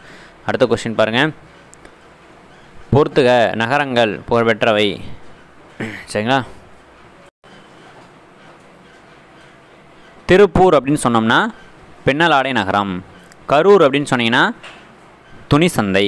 சரிங்களா? ஈரோடு அப்படின்னா பாருங்கள் வீட்டு ஜவுளிகள். சென்னை அப்படின்னா சர்வதேச தோல் கண்காட்சி அங்கே தான் நடைபெற்றது. தூத்துக்குடி அப்படின்னா தமிழகத்துடைய நுழைவாயில்னு சொல்கிறோம். இப்போ ஆப்ஷன் சி பாருங்கள் கரெக்டாக இருக்குது, அதுதான் ஆன்சர். அடுத்த கொஸ்டின், காதர் மண் வகை எங்கே காணப்படுகிறது அப்படின்னு சொல்லிக்கிட்டு இருக்காங்க. காதர் மண் வகை வெள்ளை சமவெளியில் காணப்படும். வெள்ளை சமவெளியில் காணக்கூடிய மண் தான் காதர் மண். சரிங்களா? இப்போ பாங்கர் அப்படின்னா பழைய வண்டல் படிவுகளை நம்ம பாங்கர்னு சொல்கிறோம். அடுத்த கொஸ்டின் பாருங்கள், கீழ்கண்டவற்றில் சரியாக பொருத்தப்பட்டுள்ளது எது அப்படின்னு சொல்லி கேட்குறாங்க. அப்போ இங்கே இருக்கக்கூடியதெல்லாம் நதி, இங்கே இருக்கக்கூடியதான் உற்பத்தி ஆகக்கூடிய இடம் இல்லையா? அப்போ பாருங்கள், பிரம்மபுத்திரா அப்படின்றது தான் மாசரோவர் அப்படின்னு சொல்கிற ஏரியில் உற்பத்தி ஆகுது, இதுதான் கரெக்டாக இருக்குது. அது எல்லாமே தப்பு தான். சரிங்களா? அது எல்லாமே தப்பு தான். அடுத்த கொஸ்டின், திபேத்தில் சாங்கோ என்ற அழைக்கப்படக்கூடிய நதி எது அப்படின்னு சொல்லி கேட்குறாங்க. சாங்கோன்னு சொல்லி திபேத்தில் பிரம்மபுத்திரா நதி தான் சொல்கிறோம். அப்போ நாட்டில் பாயக்கூடிய நதிகளுடைய பெயர்கள் எல்லாமே பெண்களுடைய பெயர்களில் தான் இருக்குது, பிரம்மபுத்திரா நதியை தவிர. இது மட்டும்தான் ஆண்கள் பெயரில் இருக்கக்கூடிய ஒரு நதி, தெரிஞ்சு வச்சுக்கங்க. அப்போ ஆண்களுடைய நிலைமை இப்படி தான் இருக்குது. டிஎன்பிசியில் இடஒதுக்கீடு எல்லாத்துலேயுமே வந்து பெண்களை பற்றி மட்டும்தான் பேசுது இந்த சமுதாயம். ஆனால் ஆண்களை பற்றி கவலைப்பட மாட்டேங்குது இல்லையா? அந்த ஒரு ஏக்கத்தோடு நீங்கள் எல்லாருமே இருப்பீங்க. அந்த ஒரு மைண்ட் செட்டில் இதை ஞாபகம் வச்சுக்கங்க.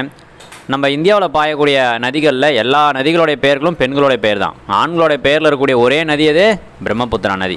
அடுத்த கொஸ்டின், கீழ்கண்டவற்றுள் எந்த ஆறு கர்நாடக மாநிலத்தில் உற்பத்தி ஆகிறது அப்படின்னு சொல்கிறாங்க. அப்போ பாருங்கள், பாலாறு கர்நாடக மாநிலத்தில் உற்பத்தி ஆகுதானா? உற்பத்தி ஆகுது. பொன்னையாறு கர்நாடகாவில் உற்பத்தி ஆகுதானா? உற்பத்தி ஆகுது. காவிரி தலைக்காவிரியில் உற்பத்தி ஆகுது. அப்போ இந்த மூணுமே கர்நாடக மாநிலத்தில் உற்பத்தி ஆகக்கூடியது தான். பவானின்றது கர்நாடக மாநிலத்தில் உற்பத்தி ஆகிறது கிடையாது. அப்படி தான் ஆன்சர். அடுத்த கொஸ்டின், மேற்கு மத்திய ரயில்வேவுடைய தலைமையிடம் எங்கே இருக்குது அப்படின்னா ஜபல்பூரில் இருக்குது. சரிங்களா? புதுடில்லியில் தான் ரயில்வேவுடைய தலைமையகம் இருக்குது. அடுத்த கொஸ்டின் பாருங்கள், கீழ்கண்டவற்றுள் சரியான இணையை தேர்வு செய்க அப்படின்னு சொல்லியிருக்காங்க. அப்போ சென்னை அப்படின்னா வாகன உதிரி பாகங்களுக்கு பெயர் பெற்றது சென்னை. இப்போ வாகன உதிரி பாகங்களுக்கு பெயர் பெற்றது சென்னை. இதை வந்து ஆசியாவுடைய டெட்ராய்டுன்னு நம்ம சொல்லலாம். சரிங்களா? அதுதான் கரெக்டாக இருக்குது, மற்றதெல்லாம் தப்பாக. அடுத்த கொஸ்டின் பாருங்கள், இந்தாண்ட நகரங்கள் கொடுத்துருக்காங்க, இந்தாண்ட தொழில் கொடுத்துருக்குறாங்க, பொறுத்துக்க வடிவில் கேட்டிருக்காங்க. அப்போ திருச்சி அப்படின்னு சொன்னீங்கனாலே பெல் இல்லையா? அடுத்து கரூர் அப்படின்னா டிஎன்பிஎல் இல்லையா? சேலம் அப்படின்னா சாயில். கோவை அப்படின்னு சொன்னீங்கன்னா மாவு அரைக்கக்கூடிய எந்திரம். தூத்துக்குடி அப்படின்னா ரசாயன உற்பத்தி. அப்போ ஆப்ஷன் சி அப்படின்றது தான் சரியான ஆன்சர். அடுத்த கொஸ்டின் பாருங்கள், இந்திய நிலவியல் கலாய்வு மையத்துடைய தலைமையகம் எங்கே அமைஞ்சிருக்கு அப்படின்னு சொல்லி கேட்டிருக்காங்க இல்லையா? கொல்கத்தா.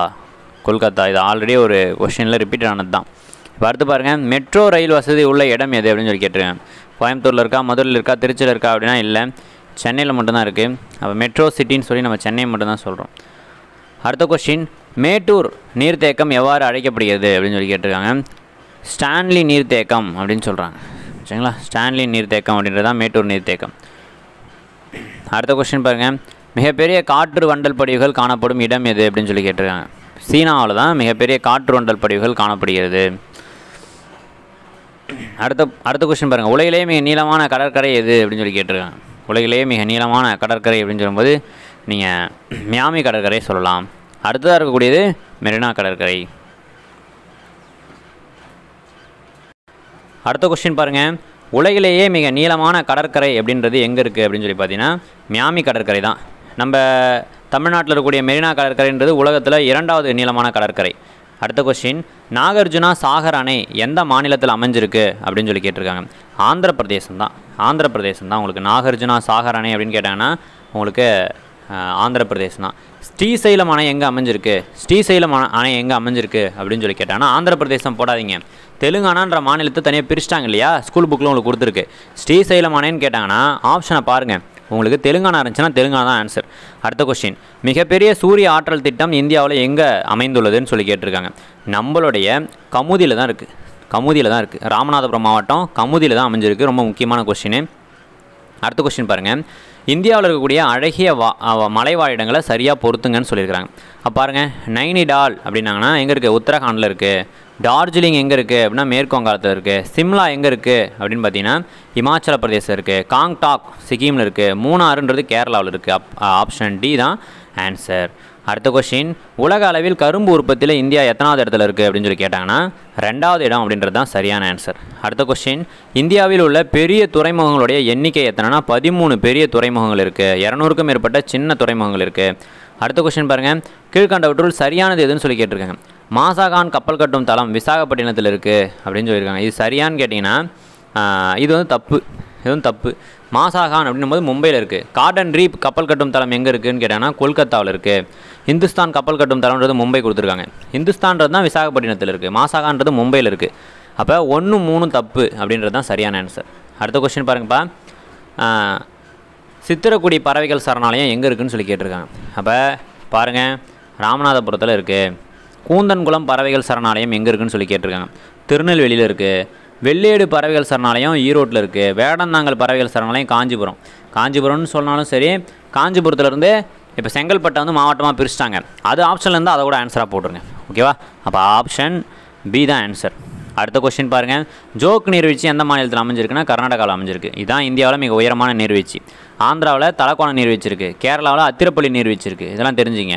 அடுத்த கொஸ்டின் பாருங்களேன், டாடா இரும்பு எஃகு தொழிற்சாலை தொடங்கப்பட்ட ஆண்டு ரொம்ப முக்கியமான ஒரு கொஸ்டினு தெரிஞ்சு வச்சிங்க. 1907 தான் டாடா இரும்பு எஃகு நிறுவனம் அப்படின்றது தொடங்கப்படுது. ஜாம்ஷெட்பூரில் தொடங்கப்படுது. அடுத்த கொஸ்டின், சென்னை வெள்ளம் ஏற்பட்ட ஆண்டு 2015 தான் சென்னை பெருவெள்ளம் ஏற்பட்டது. அடுத்த கொஸ்டின், பல மில்லியன் ஆண்டுகளுக்கு முன்பு இந்தியா டேஷ் கண்டத்தின் ஒரு பகுதியாக இருந்தது. கோண்டுவானா கண்டத்துடைய ஒரு பகுதியாக இருந்தது. அடுத்த கொஸ்டின் பாருங்கள், கீழ்கண்ட கூற்றுகளை ஆராய்க. உலகின் மிக உயரமான நீர்வீழ்ச்சி ஏஞ்சல் நீர்வீழ்ச்சி அப்படின்னு சொல்கிறாங்க. இது சரியான்னு கேட்டிங்கன்னா இது சரியான ஒரு கொஷின் தான். உலகத்திலே மிக உயரமான நீர்வீழ்ச்சினா ஏஞ்சல் நீர்வீழ்ச்சி தான். இதனுடைய உயரம் 979 மீட்டர். சரிங்களா. உலகிலேயே பெரிய குருட்டு ஆறுன்றது சிக்காட் ஆறுன்னு சொல்லியிருக்கிறாங்க. இது சரியா அப்படின்னு சொல்லி கேளுங்க. மிகப்பெரிய குருட்டு ஆறுன்றது சிக்காட் குருட்டு ஏரி. மிகப்பெரிய குருட்டு ஏரி அப்படின்னு சொன்னோம்னா இந்த சிக்காட் ஏரி தான் சொல்லலாம். சரியா, இதுவுமே சரிதான். அடுத்த கொஸ்டின் பொறுத்துக்கு வடியில் கொடுத்துருக்காங்க. 9வது புத்தகத்துலேருந்து இந்த கொஸ்டின் எடுக்கப்பட்டிருக்கு. குப்தாம் குகைகள் எங்கே இருக்குன்னா பீகாரில் தான் இருக்குது. பச்மாரி அப்படின்னு சொல்லும்போது மத்திய பிரதேசம். குடும் சார் அப்படின்னு சொல்லும்போது சத்தீஸ்கர். பொரா குகைகள் எங்கே இருக்குன்னா ஆந்திர பிரதேசத்தில் இருக்குது. அப்போ ஆப்ஷன் சி தான் ஆன்சர் உங்களுக்கு. அடுத்த கொஸ்டின், சுண்ணாம்பு பாறை நிலத்தோற்றங்கள் உருவாவதற்கான காரணம் என்ன அப்படின்னு சொல்லி கேட்டிருக்காங்க. நிலத்தடி நீர் தான் சுண்ணாம்பு பாறை நிலத்தோற்றம் உருவாவதற்கு காரணம். அடுத்த கொஸ்டின், இந்தியாவின் எல்லை நாடுகளை சரியாக பொறுத்துங்க அப்படின்னு சொல்லியிருக்காங்க. ஃபஸ்ட்டு பாருங்கள், மேற்கில் என்ன இருக்குது? வடக்கில் வந்து சீனாவும் நேபாளமும் இருக்குது. கரெக்டுங்களா? அப்போ வடக்கில் இருக்கக்கூடியது சீனாவும் நேபாளமும். அடுத்தது கிழக்கில் இருக்கக்கூடிய நாடுகள் அப்படின்னு சொன்னோம்னா வடக்கில் இருக்கிறது சீனாவும் நேபாளமும். கிழக்கில் இருக்கக்கூடிய நாடுகள் அப்படின்னும்போது வங்கதேசம் கிழக்கில் இருக்குது. சரிங்களா. வடமேற்கில் இருக்கக்கூடியது ஆப்கானிஸ்தான். மேற்கு பகுதியில் இருக்கக்கூடியது வடமேற்கில் இருக்குது பாகிஸ்தான் ஆப்கானிஸ்தான் ரெண்டுமே வரும். இப்போ மேற்கு வடமேற்குலாம் ஒன்றும் கிடையாது, பார்த்து வச்சுங்க. அடுத்த கொஸ்டின் பாருங்கள்,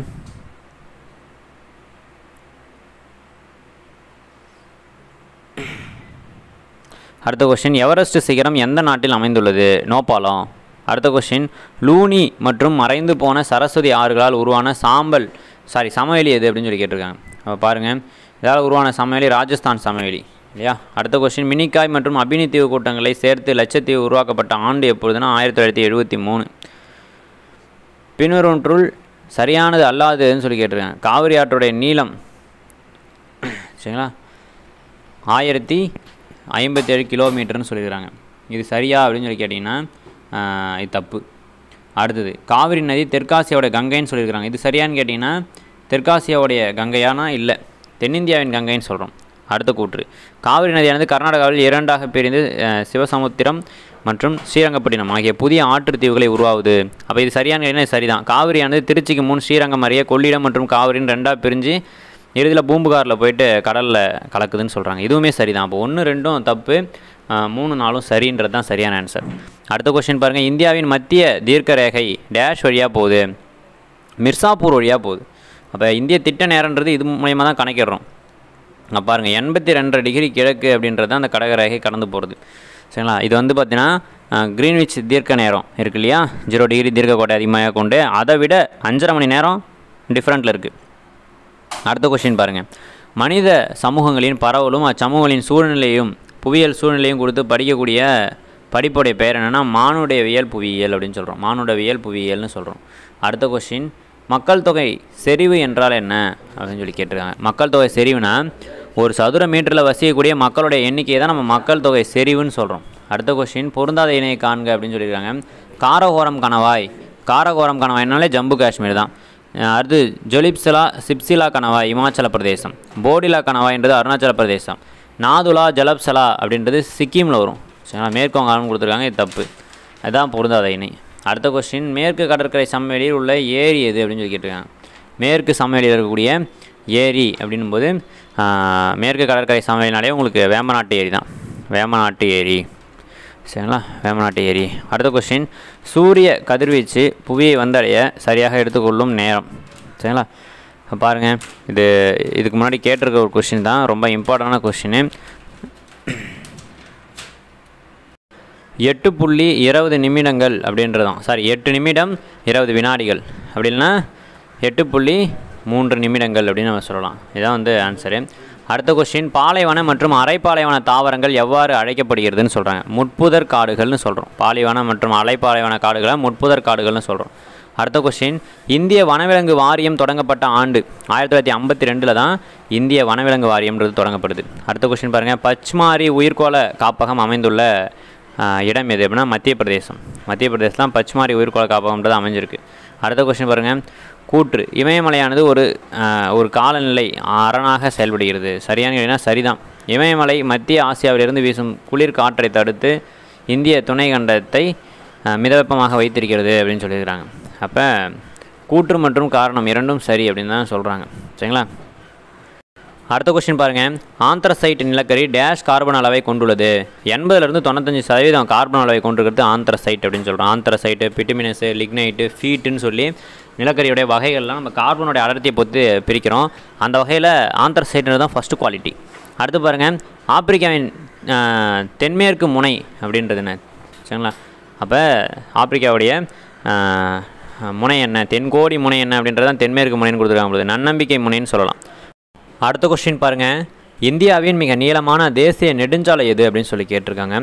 நேஷ்னல் ஹைவே 44 அப்படின்றது தான் இந்தியாவுடைய மிக நீளமான தேசிய நெடுஞ்சாலை. இது ஜம்மு காஷ்மீரில் இருக்கக்கூடிய ஸ்ரீநகர்லேருந்து நம்ம கன்னியாகுமரி வரைக்கும் இருக்கக்கூடியது தான் இந்த நீளமான தேசிய நெடுஞ்சாலை. அடுத்த கொஸ்டின். ரயில்வே மண்டலங்களை அதனுடைய தலைமையகத்துடன் பொறுத்துங்க அப்படின்னு சொல்லியிருக்காங்க. அப்போ பாருங்கள்.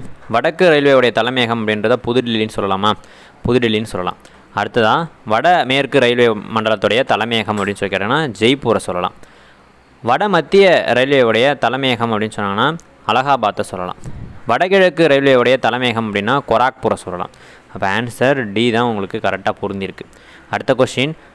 இது வந்து பார்த்திங்கன்னா 11th 12th கொஸ்டின். அடுத்து பாருங்கள். தொழில்துறை வளர்ச்சியின் முதுகெலும்பாக இருக்கக்கூடிய கனிமம் எது? 10th புத்தகத்தில் கொடுத்துருக்காங்க. இரும்பு அப்படின்றது தான். சரிங்களா? அடுத்த கொஸ்டின். இந்தியாவின் மையத்தில் செல்லும் அட்சரேகை எது அப்படின்னு சொல்லி கேட்டிருக்காங்க. கடகரேகை அப்படின்றது தான். கடகரேகை அப்படின்றது தான் 82.5 டிகிரி கிழக்கில் சரிங்களா அலகாபாத்தில் இருக்கக்கூடிய மிர்சாப்பூர் வழியே போகுது. அப்போ இந்த கடகரேகை அப்படின்றது தான் இந்தியாவுடைய மையத்தில் போகுது. இந்தியாவை 2 சமபாகங்களாக பிரிக்கக்கூடியதுன்னு கேட்டாலும் கடகரேகை தான். சரிங்களா? இந்த கடகரேகை 82.5 டிகிரி கிழக்கு இதை வச்சு தான் நம்ம திட்ட நேரத்தை வந்து கணக்கிடுறோம். இதுக்கும் முதன்மை தீர்க்கக்கோடு இருக்கு இல்லையா, 0 டிகிரி அடிப்படையாக கொண்டு கணக்கிடக்கூடிய திட்ட நேரம், அதுக்கும் இதுக்கும் இருக்கக்கூடிய வித்தியாசம் பார்த்திங்கன்னா 5.5 மணி நேரம். அதை மட்டும் மைண்டில் வச்சுக்கோங்க. அடுத்த கொஸ்டின். முட்டாள்களின் தங்கம் என அழைக்கப்படுவது எது அப்படின்னு சொல்லி கேட்டிருக்காங்க. பாருங்கள். சல்பைட் பைரைட் அப்படின்றது தான் உங்களுக்கு சரியான ஆன்சர். அடுத்த கொஸ்டின். டிரான்ஸ் இமயமலை பற்றிய கூற்றுகளில் தவறானது எது அப்படின்னு சொல்லி கேட்டிருக்காங்க. அப்போ பாருங்கள். டிரான்ஸ் இமயமலையில் காணப்படும் பாறை அமைப்புகள் கடலடி உயிரின படிமங்களை கொண்டது டெர்சியரிஸ் கிரானைட் பாறைகள் ஆகும். இது சரியான்னு கேட்டிங்கன்னா இது வந்து சரிதான். அவங்க என்ன கேட்டிருக்காங்க? தவறான கூற்று தான் கேட்டிருக்காங்க. ரெண்டாவது பாருங்கள். டிரான்ஸ் இமயமலையில் காணப்படும் முக்கியமான மலைத்தொடர் சாஸ்கர், லடாக், கைலாஷ் மற்றும் காரகோரம். இது சரியான்னு கேட்டிங்கன்னா இதுவும் சரிதான். டிரான்ஸ் இமயமலை பூர்வாசால் இமயமலைன்னு சொல்கிறாங்க. இது சரியான்னு கேட்டிங்கன்னா இது தப்பு. டிரான்ஸ் இமயமலையை திபேத்தியன் இமயமலைன்னு சொல்லலாம். அப்போ இது தப்பு. டிரான்ஸ் இமயமலை சத்தீஸ்கர் மாநிலத்தில் அமைந்துள்ளதுன்னு சொல்கிறாங்க. இதுவும் தப்பு தான். ரெண்டுமே தப்பு. அப்போ 3, 4 மட்டும்தான் தப்பு. அடுத்த கொஸ்டின் பாருங்கள். இந்தியாவில் ஒரே செயல்படும் எரிமலை எங்கே இருக்குன்னா போரான் தீவில் இருக்குது. பாருங்கள். பாரான் தீவுன்னு கொடுத்துருக்காங்களா? இதுதான் அந்தமான் நிக்கோபர் தீவில் இருக்கக்கூடிய போரான் தீவுன்றது தான். அப்போ ஸ்டம்போலி எரிமலை அப்படின்றது என்ன எரிமலைன்றதை கீழே தெரிஞ்சவங்க கமெண்ட் பாக்ஸில் கமெண்ட் பண்ணுங்கள். அடுத்த கொஸ்டின். வெளிர் நிறமுடைய மணற்பாங்கான வண்டல் மண் எவ்வாறு அழைக்கப்படுகிறது அப்படின்னு சொல்லி கேட்டிருக்காங்க. காதர் அப்படின்னு சொல்கிறோம். அடுத்து பாருங்கள். இந்தியாவில் மொத்த பாசன பரப்பில் கால்வாய் பாசனத்துடைய பரப்பளவு என்னென்னா 24%. அடுத்த கொஸ்டின். இந்தியாவில் முதல் கால்நடை கணக்கெடுப்பு எப்பொழுது நடைபெற்றதுன்னா 1919 தான் நடைபெற்றது. 10th புக்கில் இருக்குது. ரொம்ப முக்கியமான கொஸ்டின் இது. அப்போ உங்களுக்கான கொஸ்டின் என்னென்னா கால்நடை உற்பத்தியில் முதன்மையாக இருக்கக்கூடிய மாநிலம் எது? இது உங்களுக்கான கொஸ்டின். தெரிஞ்சவங்க கீழே கமெண்ட் பாக்ஸில் கமெண்ட் பண்ணுங்கள். அதுதான் வந்து பார்த்திங்கன்னா பால் உற்பத்திலையும் முதன்மையாக இருக்குது. கால்நடை அதிகமாக இருக்கக்கூடிய மாநிலம்னு கேட்டாலும் அதுதான், பால் உற்பத்தியில் முதன்மை வகிக்கக்கூடிய மாநிலம்னு கேட்டாலும் அதுதான். அடுத்த கொஸ்டின் பாருங்கள். கூற்றுக்களை ஆராய்கன்னு சொல்லியிருக்கிறாங்க. முதல் கூற்று. அப்ராக் வகை ஒரு நல்ல தரமான மைக்காவாகும் அப்படின்னு சொல்லியிருக்கிறாங்க. இது சரியான்னு கேட்டிங்கன்னா இது சரிதான். அடுத்த கூற்று பாருங்கள். மைக்காவானது ஒளி புகும் தன்மையுடையது, எளிதில் மிக மெல்லிய பட்டைகளாக பிரித்திருக்கக்கூடியது. இதுவுமே சரிதான். ரெண்டுமே சரிதான். அப்போ 1 மற்றும் 2 ரெண்டுமே சரின்றது தான் சரியான ஆன்சர். அடுத்த கொஸ்டின் பாருங்கள். இந்தியாவின் 2வது மிகப்பெரிய எண்ணெய் வயல் எங்கு அமைந்திருக்கிறது அப்படின்னு சொல்லியிருக்காங்க. இப்போ முதல் மிகப்பெரிய எண்ணெய் வயல் எதுன்னு கேட்டாங்கன்னா மும்பை ஹை. 2வதுன்னு கேட்டாங்கன்னா குஜராத் கடற்கரை. அப்போ மிக பழமையான எண்ணெய் வயல் எதுனா திக்பாய். அடுத்த கொஸ்டின். பிளாட்டினம் என்பது அதிக உருகு வெப்பநிலையை கொண்டது அப்படின்னு சொல்லியிருக்காங்க. இது சரியான்னு கேட்டால் இதுவும் சரிதான். சின்ன தங்கத்தை விட விலை உயர்ந்த ஒரு உலோகம். உலகத்தில் பிளாட்டினம் உற்பத்தியில் முன்னணி வகிக்கக்கூடிய நாடு தென்னாப்பிரிக்கா. சரிங்களா? தென்னாப்பிரிக்கா அப்படின்றது தான். ரெண்டும் சரின்றது தான் சரியான ஆன்சர். அடுத்த கொஸ்டின் பாருங்கள், வளிமண்டலத்தில் உயர் அடுக்குகளில் குறுகிய பகுதியில் வேகமாக நகரக்கூடிய காற்றுகளை நம்ம என்னென்னு சொல்கிறோம்? ஜெட் காற்றுகள் அப்படின்னு சொல்கிறோம். அடுத்த கொஸ்டின் பாருங்கள், சூரியனின் செங்குத்து கதிர்கள் இந்திய தீபகற்பத்தின் மீது விழக்கூடிய காலம் எது அப்படின்னு சொல்லி கேட்டிருக்காங்க. கோடை காலம் தான். கோடை காலத்தில் தான் சூரிய கதிர்கள் செங்குத்தாக நம்ம இந்திய தீபகற்பத்தில் விழுது. அடுத்த கொஸ்டின், இந்தியாவில் அதிக அளவில் இருக்கக்கூடிய மண் எதுனா கரிசல் மண். இந்த கரிசல் மண்ணை பருத்தி மண்ணுன்னு கூட சொல்லலாம் இல்லையா? அப்போ அந்த கரிசல் மண் அப்படின்றத பருத்தி மண்ணுன்னு சொல்லலாம். செம்மண் அப்படின்னா திணைப்பயிர்கள் விளைவதற்கு ஏற்ற மண். வண்டல் மண்ணா உங்களுக்கு நெல், கரும்பு இதெல்லாம் வந்து பயிரிடுவதற்கு ஏற்ற மண். அடுத்து பாருங்கள், ஓதக்காடுகள் பற்றிய தவறான கூற்று எதுன்னு சொல்லி கேட்டிருக்காங்க. முதல் கூற்று, சதுப்பு நில காடுகள் மற்றும் டெல்டா காடுகள் என்றும் அழைக்கப்படுகிறது. இது சரிதான். அடுத்து பாருங்கள், இதில் சவுக்கு, பனை, தென்னை இதெல்லாம் பயிரிடலாம்னு சொல்கிறாங்க. சவுக்கு, பனை, தென்னைலாம் வந்து ஓதக்காடுகளில் பயிரிட முடியாது. புரியுதுங்களா? இது தப்பு. அப்போ ஓதக்காடுகள் பற்றிய தவறான கூற்றில் இதான் தவறு. இப்போ கங்கை, பிரம்மபுத்திரா டெல்டான்றது உலகின் மிகப்பெரிய சதுப்பு நில காடாகுன்றது சரிதான். மாங்க்ரோ காடுகள் என்றும் சதுப்பு நில காடுகள் அழைக்கப்படுகின்றனன்றதும் சரிதான். அப்போ சதுப்பு நில காடுகள்னால் டெல்டா காடுகள்னு சொல்கிறான், மாங்க்ரோ காடுகள்னு சொல்லலாம். அப்போ ரெண்டாவது கூற்று தான் தவறு. அடுத்த கொஸ்டின் பாருங்கள், இந்தியாவின் முதல் மக்கள் தொகை கணக்கெடுப்பு யாருடைய காலத்தில் எடுக்கப்பட்டதுன்னு சொல்லியிருக்காங்க. மேயோ பிரபு அப்படின்றவருடைய காலத்தில் தான் எடுக்கப்பட்டது. அடுத்த கொஸ்டின் பாருங்கள், வட இந்தியாவின் மான்செஸ்டர் என்று அழைக்கப்படும் நகரம் எது அப்படின்னு சொல்லி கேட்டிருக்காங்க. பாருங்கள், கான்பூர் அப்படின்றது தான் சரியான ஆன்சர். கான்பூர் தான் வட இந்தியாவுடைய மான்செஸ்டர்னு சொல்கிறோம். அடுத்து பாருங்கள், பொறுத்துக. அனல் மின் நிலையம். அனல் மின் நிலையத்து கூட பொருந்தக்கூடியது எது? 1975. காற்றாலை பண்ணை. காற்றாலை பண்ணை அப்படின்னு சொன்னீங்கன்னா உங்களுக்கு குஜராத். சரிங்களா? ஓத சக்தியில் முதன்மையாக இருக்கக்கூடிய திருவனந்தபுரம். சூரிய சக்தினா ஆந்திர பிரதேசம். ஸ்கூல் புக் பேக் கொஸ்டின் இது, பார்த்துக்கங்க. பேரரசை பலப்படுத்தவும் ஒருங்கிணைக்கவும் சாகி சாலையை, ராயல் அப்படின்னு சொல்லக்கூடிய சாலையை அமைச்சவர் யார் அப்படின்னா ஷெர்ஷா சூர். 10th புத்தகத்தில் சாலைகள் தகவல் தொடர்பு அப்படின்னு ஒரு புத்தகம் இருக்கும். அதில் வந்து ஒரு பாக்ஸ் கொஸ்டினில் கொடுத்துருக்காங்க. சரிங்களா? சாகி அப்படின்னு சொல்லக்கூடிய சாலையை அமைத்தவர் ஷெர்ஷா சூர் அப்படின்னு சொல்லி. அடுத்த கொஸ்டின் பாருங்கள், கூற்றுக்களை ஆராய்க. மிக அதிகமான அண்டை நாடுகளின் எல்லைகளை கொண்ட நாடு சீனான்னு சொல்கிறாங்க. இது சரியான்னு கேட்டிங்கன்னா இது சரியான ஒரு கூற்று தான். மிக அதிகமான அண்டை நாட்டை கொண்டது சீனா. உலகத்தில் 2வது பெரிய நாடு கனடான்னு சொல்லியிருக்காங்க. இதுவுமே சரிதான். அடுத்த கொஸ்டின், சம்பா பருவத்தின் அறுவடை காலம் என்ன அப்படின்னு சொல்லி கேட்டிருக்காங்க. பாருங்கள், ஜனவரி, பிப்ரவரின்றது தான் சம்பா பருவத்துடைய அறுவடை காலம். ரொம்ப முக்கியமாக இதெல்லாம் உங்களுக்கு கொஸ்டினில் கேட்குறாங்க இல்லையா? அடுத்து பாருங்கள், அமராவதி அணை எந்த மாவட்டத்தில் அமைஞ்சிருக்கு? அமராவதி அணை எந்த மாவட்டத்தில் அமைஞ்சிருக்குன்னு சொல்லி கேட்டிருக்காங்க. திருப்பூர் மாவட்டத்தில் தான் அந்த அமராவதி அணை அப்படின்றது அமைஞ்சிருக்கு. அடுத்த கொஸ்டின், இந்திய நீர்ப்பாசனத்துடைய தந்தை யார் அப்படின்னு சொல்லி கேட்டிருக்காங்க. சர் ஆர்தர் காட்டன் அப்படின்றவர் தான் இந்திய நீர்ப்பாசனத்துடைய தந்தை. அடுத்த கொஸ்டின், கூற்றுக்களை ஆராய்க அப்படின்னு சொல்லி கொடுத்துருக்காங்க. நில், விழு, உருள் அப்படின்றது தீ விபத்திற்கான ஒத்துகைன்னு சொல்கிறாங்க. இது சரியான்னு கேட்டிங்கன்னா இது சரியான ஒரு கூற்று தான். 1984 ஏற்பட்ட போபால் விஷவாயு கசிவில் வெளியான வாயு மெத்தில் ஐசோசைனைடுன்னு சொல்கிறாங்க. இதுவுமே சரிதான். அப்போ இரண்டும் சரின்றது தான் சரியான ஆன்சர். அடுத்த கொஸ்டின், இந்திய கடற்கரையுடைய நீளம் என்ன அப்படின்னு சொல்லி கேட்டிருக்காங்க. 7515 கிலோமீட்டர் நீளம் உள்ளது தான் இந்திய கடற்கரை. அடுத்த கொஸ்டின், இந்தியாவின் தென்கோடி முனை எது அப்படின்னு சொல்லி கேட்டிருக்காங்க. இந்திரா முனை அப்படின்றதான் இந்தியாவுடைய தென்கோடி முனை. அடுத்த கொஸ்டின் பாருங்கள், கூட்டுறவு சங்க தொழிற்சாலைகளுக்கு உதாரணம் எது அப்படின்னு சொல்லி கேட்டிருக்காங்க. சக்கர ஆலை அப்படின்றது தான் கூட்டுறவு சங்க தொழிற்சாலைகளுக்கு உதாரணம். அடுத்த கொஸ்டின், பொருந்தாத இணை எதுன்னு சொல்லி கேட்டிருக்காங்க. அப்போ பாருங்கள், காய்கறி வளர்ப்பு அப்படின்றது பொலரிகல்ச்சர்னு சொல்கிறாங்க. அதாவது இது வந்து சரியாக பழங்களை பற்றிய படிப்பு. பாருங்கள், பழங்களை பற்றிய படிப்புன்றது பொமாலஜின்னு சொல்கிறோம். இது சரிதான். பொருந்தாத இணை தானே கேட்குறாங்க. காய்கறி வளர்ப்பு பற்றிய படிப்புன்றது பொலரிகல்ச்சர்னு இருக்குது. இது தப்பு. அடுத்து பாருங்கள், பட்டுப்பூ வளர்ப்புனா செரிகல்ச்சர் சரிதான். திராட்சை சாகுபடின்றது விட்டிகல்ச்சர், இதெல்லாம் சரிதான். அப்போ காய்கறி வளர்ப்புனா என்ன? ஒலரிகல்ச்சர். அடுத்து பாருங்கள், பூர்வாதிரி என்று அழைக்கப்படும் மலைத்தொடர் எது அப்படின்னு சொல்லி கேட்டிருக்காங்க. 10th புத்தகத்தில் உங்களுக்கு அழகாக கொடுத்துருக்காங்க. கிழக்கு தொடர்ச்சி மலையை தான் நம்ம பூர்வாதிரி அப்படின்னு சொல்கிறோம். சரிங்களா? அடுத்து பாருங்கள், லட்சத்தீவு கூட்டங்களை மாலத்தீவிலிருந்து பிரிக்கக்கூடிய கணவாய் எது அப்படின்னா 8 டிகிரி கணவாய். 8 டிகிரி கணவாய். 6 டிகிரின்றது இந்தியாவும் இந்தோனேசியாவும் பிரிக்குது. 8 டிகிரின்றது லட்சத்தீவையும் மாலத்தீவையும் பிரிக்குது இல்லையா? அடுத்து 9 டிகிரின்றது மாலத்தீவையும் மினிக்காய் தீவையும் பிரிக்கக்கூடியது. அடுத்து பாருங்கள், 10 டிகிரி அந்தமான் நிக்கோபர் தீவை பிரிக்கக்கூடியது. சரிங்களா? அடுத்து பாருங்கள், திபங் அப்படின்ற உயிர்கோள காப்பகம் எந்த மாநிலத்தில் அமைஞ்சிருக்கு அப்படின்னு சொல்லி கேட்டிருக்காங்க. அருணாச்சல பிரதேச மாநிலத்தில் அமைஞ்சிருக்கு. அடுத்த கொஸ்டின், பிரதான் மந்திரி கிருஷினி ஜிஞ்சாயி யோஜனான்ற திட்டம் தொடங்கப்பட்ட ஆண்டு எதுன்னு சொல்லி கேட்டிருக்காங்க. 2015 தான் தொடங்கப்பட்டது.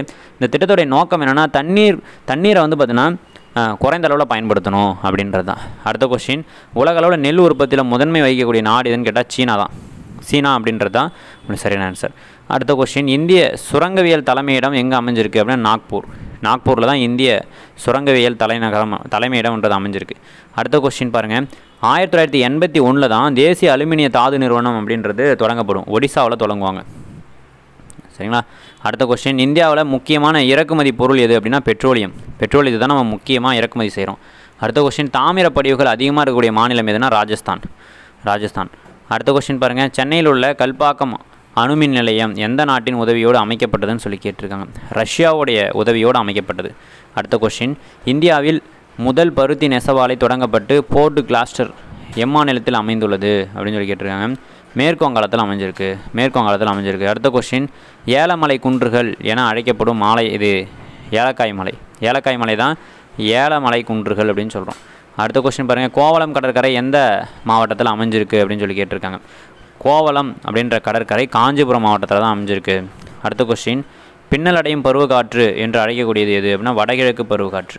அப்போ பார்த்தீங்கன்னா கேரளாவில் இடி மின்னலோடு தொடங்கக்கூடிய ஒரு பருவமழை வெடிப்பு தான் இது. பருவமழை வெடிப்புன்னு கூட சொல்லுவாங்க. அடுத்து பாருங்கள், பின்வருவற்றுள் தவறானது அல்லாதது எது அப்படின்னு சொல்லி கேட்டிருக்காங்க. அப்படின்னு சொல்லி கேட்டிருக்காங்க. அப்போ பாருங்கள், நீலகிரி மலையின் உயரமான சிகரம் வந்தராவுன்றாங்க. இது தவறானதா அப்படின்னா இது தவறானது தான்.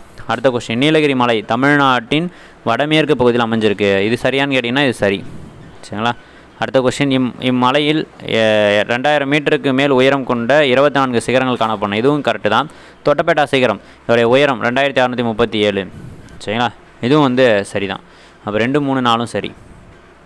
அடுத்த கொஸ்டின், அப்புரலீஸ்வரர் கோவில் எந்த புனிதத்தலம் எந்த மலைத்தொடரில் அமைஞ்சிருக்குன்னு சொல்லி கேட்டிருக்கிறாங்க.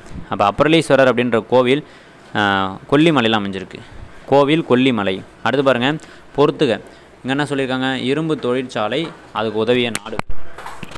இது கொஞ்சம் கஷ்டமான கொஸ்டின் தான், நம்ம பிசி எக்ஸாமில் கேட்க மாட்டாங்க, இருந்தாலும் தெரிஞ்சுக்கங்க. இப்போ பிலாய் அப்படின்னு சொல்லும்போது ரஷ்யா, ரூக்லே அப்படின்னா ஜெர்மனி, துர்காப்பூர் இங்கிலாந்து, பொகாரோ அப்படின்றது ரஷ்யா. இதெல்லாம் தெரிஞ்சுங்க.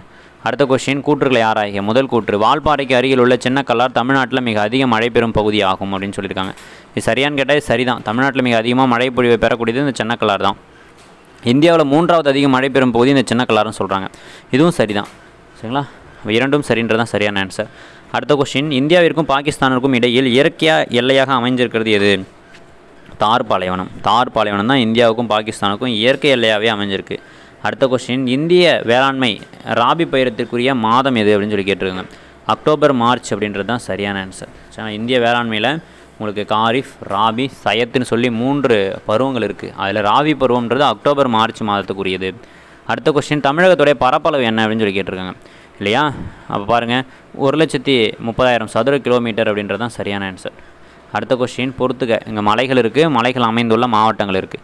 அப்போ வெள்ளியங்கிரி மலை அப்படின்றது கோயம்புத்தூரில் இருக்குது, சித்தேரி மலை அப்படின்றது தருமபுரியில் இருக்குது. சரிங்களா? அடுத்தது சிவன் மலை அப்படின்றது உங்களுக்கு கொடைக்கானல் மலைன்றது திண்டுக்கல், சிவன் மலைன்றது ஈரோட்டில் இருக்குது. அப்போ பார்த்துங்க. அப்போ ஆன்சர் சின்றது தான் சரியான ஆன்சர். அடுத்த கொஸ்டின், ஆசியாவின் டெட்ராய்டு என்று அழைக்கப்படக்கூடிய நகரம் எது அப்படின்னு சொல்லி கேட்டிருக்காங்க. சென்னையில் தான் வாகன உற்பத்தி அதிகமாக இருக்குது, அதனால் இதை டெட்ராய்டுன்னு சொல்கிறோம். அடுத்த கொஸ்டின் பாருங்கள், இந்தியாவின் தேசிய நெடுஞ்சாலை ஆணையம் அமைக்கப்பட்ட ஆண்டு 1995 தான் இந்தியாவில் தேசிய நெடுஞ்சாலை ஆணையம்ன்றது நிறுவப்படுது. அடுத்த கொஸ்டின் பாருங்கள், தகவல் தொடர்பிற்காக ஏவப்பட்ட முதல் இன்சாட் வரிசை செயற்கைக்கோள் எது அப்படின்னு சொல்லி கேட்டிருக்காங்க. இன்சாட் 1B அப்படின்றது தான் சரியான ஆன்சர். இப்போ பார்த்தீங்கன்னா ஜிசாட் ஏவியிருக்காங்க. அடுத்த கொஸ்டின், காவலூர் வானிலை தொலைநோக்கி மையம் எங்கே அமைஞ்சிருக்கு அப்படின்னு சொல்லி கேட்டிருக்காங்க. காவனூர் அப்படின்ற வானிலை தொலைநோக்கி மையம் ஜவ்வாது மலையில் அமைஞ்சிருக்கு. இயற்கையின் சொர்க்கம்னு சொல்லக்கூடிய ஜவ்வாது மலையில் அமைஞ்சிருக்கு. அடுத்த கொஸ்டின், பொருந்தாத இணையை காண்கன்னு சொல்லியிருக்காங்க. அப்போ நீல புரட்சினா மீன் உற்பத்தி தான், சாம்பல் புரட்சினா உரங்கள் தான், வெண்மை புரட்சின்றது முட்டை சொல்லியிருக்காங்க, தப்பு. வெண்மை புரட்சினா பால் பொருட்கள் இல்லையா? வட்ட புரட்சின்றது உருளைக்கிழங்கு சரிதான். அப்போ சி தான் ஆன்சர். அடுத்த கொஸ்டின், கைலாஷ் மலைத்தொடரில் உள்ள எந்த பனியாற்றில் பிரம்மபுத்திரா நதி உருவாகிறது அப்படின்னு சொல்லி கேட்டிருக்காங்க. அப்போ பாருங்கள், செமாயுங்டங் அப்படின்ற இடத்துல தான் உருவாகுது. அடுத்த கொஸ்டின், காங்கோ ஆறு, நைஜர் ஆறு, சாம்பசி ஆறு ஆகியன எந்த நாட்டு கூட தொடர்புடையது அப்படின்னு சொல்லி கேட்டிருக்காங்க. இந்த ஆறுகள்லாம் ஆப்பிரிக்காவில் பாயக்கூடிய ஆறுகள். இப்போ ஆப்பிரிக்கா கூட தொடர்புடையது தான் இந்த ஆறுகள் எல்லாமே இல்லையா? பிசி எக்ஸாமில் போன வருஷம் கேட்ட கொஸ்டின் இதெல்லாம். அடுத்து பாருங்கள், இந்தியாவில் தீர்க்க ரேகை பரவல் என்ன அப்படின்னு சொல்லி கேட்டிருக்காங்க. பாருங்கள், ஆப்ஷன் பி தான் சரியான ஆன்சர். அடுத்த கொஸ்டின், பிரம்மபுத்திரா ஆற்றின் முக்கிய துணை ஆறுகளில் சரியானது எது அப்படின்னு சொல்லி கேட்டிருக்காங்க. அப்போ பாருங்கள், பிரம்மபுத்திரா உடைய முக்கிய துணையாறுகள் எது அப்படின்னு சொல்லி பார்த்தோம்னா திஸ்டா, மனாஸ், சுபன்சி, பராக், இது எல்லாமே வந்து பார்த்திங்கன்னா நம்ம பிரம்மபுத்திரா ஆறுடைய முக்கியமான துணையாறுகள் தான். அடுத்த கொஸ்டின், அயனமண்டல வறண்ட காடுகளில் காணப்படும் மழை பொழிவு எவ்வளவு அப்படின்னு சொல்லி கேட்டிருக்காங்க. 50 சென்டிமீட்டர்லேருந்து 100 சென்டிமீட்டர் வரைக்கும் மழை பொழிவுன்றது இதில் கிடைக்குது. அடுத்த கொஸ்டின், மனிதனின் தேவையை நிறைவு செய்யும் எந்த ஒரு பொருளையும் நம்ம என்னென்னு சொல்கிறோம்? வளம் அப்படின்னு சொல்கிறோம். அப்போ காந்தியடிகள் சொல்கிறாரு, வளம் அப்படின்றது மனிதனுடைய தேவைக்கு தான், அவனுடைய பேராசைக்கு கிடையாது அப்படின்னு சொல்லி சொன்னது யார் அப்படின்னு சொல்லி கேட்டாங்கன்னா காந்தியடிகள் தான் அந்த மாதிரி ஒரு கூற்றை வந்து சொல்லியிருப்பார். எக்ஸாம் பாயிண்ட் ஆஃப் வியூ ரொம்ப முக்கியம். சரிங்களா? புதுப்பிக்கக்கூடிய வளம் இருக்குது, புதுப்பிக்க இயலாத வளம் இருக்குது. சரிங்களா? அப்போ பாருங்கள், அடுத்த கொஸ்டின் பாருங்கள், கூற்றுகளை ஆராய்க அப்படின்னு சொல்லியிருக்கிறாங்க. சரிங்களா? ஸ்போம் திமிங்கலத்திலிருந்து பெறப்படும் ஒரு வகை திடப்பொருள், இது திமிங்கல புனகு அப்படின்னு சொல்கிறோம். திமிங்கல புனகுன்றது வாசனை திரவியம் தயாரிக்க பயன்படுத்துகிறாங்கன்னு சொல்கிறாங்க. அப்போ இது ரெண்டுமே சரிதான். அப்போ இதெல்லாம் உலகளாவிய வளம்னு நம்ம சொல்கிறோம். அடுத்து பாருங்கள், இயற்கை வளம். இயற்கை வளத்துக்கு எடுத்துக்காட்டு அப்படின்னு சொல்லி கேட்டிருக்காங்க. பொறுத்துக்கு வழியில் கொடுத்துருக்குறாங்க. இயற்கை வளம் அப்படின்னா காடு. பன்னாட்டு வளம்ன்றது திமிங்கல புனகு. புதுப்பிக்க இயலாதது எதுனா கனிமங்கள். உலகளாவிய வளம் அப்படின்றது காற்று. சரிங்களா? இதெல்லாம் நீங்கள் வந்து தெரிஞ்சு வச்சுக்கோங்க. அடுத்து பார்த்தீங்கன்னா, கீழ்கண்ட கூற்றுகளை ஆராய்க. முதல் கூற்று, பூமி ஒரு நீலக்கோள் அப்படின்னு சொல்கிறாங்க. இது கரெக்டு தான். பூமின்றத ஒரு நீலக்கோள், உயிர்கோள், வளிக்கோள் அப்படின்னு சொல்லிக்கிட்டே போகலாம். பூமியுடைய பரப்பளவில் 71% நீரால் சூழப்பட்டிருக்கும். கரெக்டு தான் இதுவுமே. ஓகேவா? அப்போ இரண்டும் சரின்றது தான் சரியான ஆன்சர். அடுத்த கொஸ்டின், நிலநடுக்கம் மற்றும் எரிமலை வெடிப்பு டேஷோடைய விளிம்பில் ஏற்படுது, தட்டுக்களுடைய விளிம்பில் ஏற்படும். அடுத்த கொஸ்டின் பாருங்கள், ஸ்டான்லி நீர்த்தேக்கம் எந்த மாவட்டத்தில் அமைஞ்சிருக்கு அப்படின்னா சேலம் மாவட்டத்தில் அமைஞ்சிருக்கு.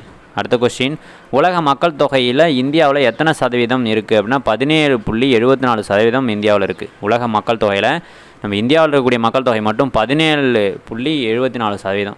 அடுத்த கொஸ்டின் பாருங்களேன், சிறிய பிந்தாவனம் என்று அழைக்கக்கூடியது எது அப்படின்னு சொல்லி கேட்டிருக்காங்க. சிறிய பிந்தாவனம்னு சொல்லி நம்ம வைகை அணையை சொல்லலாம். அடுத்த கொஸ்டின், பேரிட அவசரகால தொலைபேசி எண் எது அப்படின்னு சொல்லி கேட்டிருக்காங்க. 1077 தான் பேரிடர் கால அவசர உதவி எண். இப்போ பார்த்தீங்கன்னா வடகிழக்கு பருவமழைலாம் வந்துடும். இந்த நம்பரை கரெக்டாக ஞாபகம் வச்சுக்கோங்க. அடுத்த கொஸ்டின், கூற்று, நீலகிரி தமிழ்நாட்டில் குறைந்த மக்கள் தொகை கொண்ட மாவட்டம் அப்படின்னு சொல்லியிருக்கிறாங்க. அப்போ இது சரியான்னு கேட்டிங்கன்னா இது சரிதான். சரிங்களா? ரெண்டாவது, இது தமிழ்நாட்டில் மேற்கு பகுதியில் அமைஞ்சிருக்குன்னு சொல்கிறாங்க. சரிங்களா? இது சரியான்னு கேட்டிங்கன்னா இது சரிதான், ஆனால் சரியான விளக்கம் கிடையாது. அப்போ கூற்றும் காரணமும் சரி, ஆனால் இது சரியான விளக்கம் இல்லை அப்படின்றது தான் சரியான ஆன்சர். அடுத்த கொஸ்டின், சிறுவாணி நீர்வீழ்ச்சி எந்த மாவட்டத்தில் அமைஞ்சிருக்கு அப்படின்னு சொல்லி கேட்டிருக்காங்க. கோவையில் அமைஞ்சிருக்கு. அடுத்த கொஸ்டின், திருப்பரப்பு நீர்வீழ்ச்சி எங்கே அமைஞ்சிருக்குன்னு சொல்லி கேட்டால் நீங்கள் என்ன ஆன்சர் சொல்லுவீங்க? திருப்பூரில் அமைஞ்சிருக்கு. அடுத்த கொஸ்டின், இந்தியாவில் 3வது பெரிய சர்வதேச விமான நிலையம் எங்கே இருக்குது அப்படின்னா நம்ம சென்னை சர்வதேச விமான நிலையம் தான் இந்தியாவிலேயே 3வது பெரிய சர்வதேச விமான நிலையம். அடுத்த கொஸ்டின், இந்தியாவுடைய தங்க இடை பயிர் என்று அழைக்கக்கூடியது எதுனா சணல். இந்த சணல் உற்பத்தியில் முதன்மையாக இருக்கக்கூடிய மாநிலம் எதுனா மேற்கு வங்காளம். அடுத்த கொஸ்டின் பாருங்கள், இந்தியாவின் ஒட்டுமொத்த மழை பொழிவில் 60% மழை பொழிவானது தென்மேற்கு பருவக்காற்று காலத்தில் கிடைக்குதுன்றாங்க. தப்பு. 75% மழை பொழிவு. அடுத்து பார்த்திங்கன்னா, தென்மேற்கு பருவக்காற்று காலத்தில் தமிழ்நாடு மழை மறைவு பகுதியாக உள்ளது அப்படின்னு சொல்கிறாங்க. இது சரியான்னு கேட்டிங்கன்னா இதுவுமே வந்து பார்த்திங்கன்னா சரிதான். இது சரிதான், மேலே இருக்கிறது மட்டும் தப்பு. அப்போ இது தப்பு, இது சரி. ஓகே. அடுத்த கொஸ்டின் பாருங்கள், தீபகற்ப இந்தியாவில் பாயும் மிக நீளமான ஆறு எது அப்படின்னு சொல்லி கேட்டிருக்காங்க. பாருங்கள், தீபகற்ப இந்தியாவில் பாயக்கூடிய மிக நீளமான ஆறுனா கோதாவரி, அடுத்தது கிருஷ்ணா, அடுத்தது காவிரி. முதல் நீளமான நதி எதுனா கங்கை நதி. இந்தியாவில் மிக நீளமான நதி எதுன்னு கேட்டால் கங்கை நதி இல்லையா? அப்போ ஒட்டுமொத்தமாக நம்ம புவியியலை வந்து இந்த வகுப்பில் நம்ம பார்த்தோம். அப்போ புவியியல்னு சொல்லும்போது நல்லா புரிஞ்சுக்கங்க. பேரண்டம் மற்றும் சூரிய குடும்பத்தை பற்றி பார்ப்பீங்க, பூமியோடைய அமைவிடம் பார்ப்பீங்க, அட்சரேகை தீர்க்க ரேகைனா என்னன்றதை பார்த்துருப்பீங்க, பூமியோட நிலத்தோற்றம் பார்த்துருப்பீங்க, மலைகள், பீடபூமிகள், சமவெளிகள் இதெல்லாம் பார்த்துருப்போம். உலகத்தில் இருக்கக்கூடிய 7 பெரிய கண்டங்கள், 5 பெரிய கடல்களை பற்றி பார்த்துருப்போம். அடுத்ததாக வளங்கள் பார்த்துருப்போம், சுற்றுலா பார்த்துருப்போம், அடுத்ததாக வளிமண்டலம் பார்த்தோம், காலநிலைனா என்னென்னு பார்த்தோம், வானிலைனா என்னென்னு பார்த்தோம். சரிங்களா? அப்போ இதெல்லாம் எக்ஸாம் பாயிண்ட் ஆஃப் வியூ ரொம்ப முக்கியமான தலைப்புகள்லாம் பார்த்தோம். இதெல்லாம் நீங்கள் நல்லா படிச்சிங்க. இதை தவிர்த்து 10th புத்தகத்தில் கொடுத்துருப்பாங்க இந்தியாவுடைய அமைவிடம், சரிங்களா, வடிகால் அமைப்பு அப்படின்னு சொல்லி 10th புத்தகத்தில் இருக்கக்கூடிய எல்லா பாடத்தையும் நல்லா படிச்சிங்க. இதை நல்லா படிச்சிங்கனாலே நீங்கள் நல்ல மார்க் எடுத்துடலாம். 9 கொஷின்ஸ் உங்களுக்கு ஜாகிரஃபிலேருந்து வருது அப்படின்னா 6th கண்டிப்பாக ஒரு கொஷின், 7th ஒரு கொஷின், 8th ஒரு கொஷின், 9th ஒரு கொஷின், 4 கொஷின் போயிடுச்சுன்னா மீதி 5 கொஷினுமே உங்களுக்கு 10th புத்தகத்தில் தான் வரும். 10th புத்தகத்தில் தான் வரும். 10th புத்தகத்தில் ஒரு 5 பாடம் 6 பாடம் இருக்குது. ஒவ்வொரு பாடத்துலேருந்தும் ஒரு கொஸ்டின். இந்த கணக்கு பண்ணி கரெக்டாக ரிவிஷன் பண்ணுங்கள். இருக்கக்கூடிய காலம் உங்களுக்கு போதும். நல்லா படிங்க. அனைவருக்கும் உங்களுடைய கனவுகளில் வெற்றி அடைகிறதுக்கு காக்கியின் காதலன் காவலர் பயிற்சி மையத்துடைய வாழ்த்துக்களை தெரிவித்துக் கொள்கிறோம். நன்றி.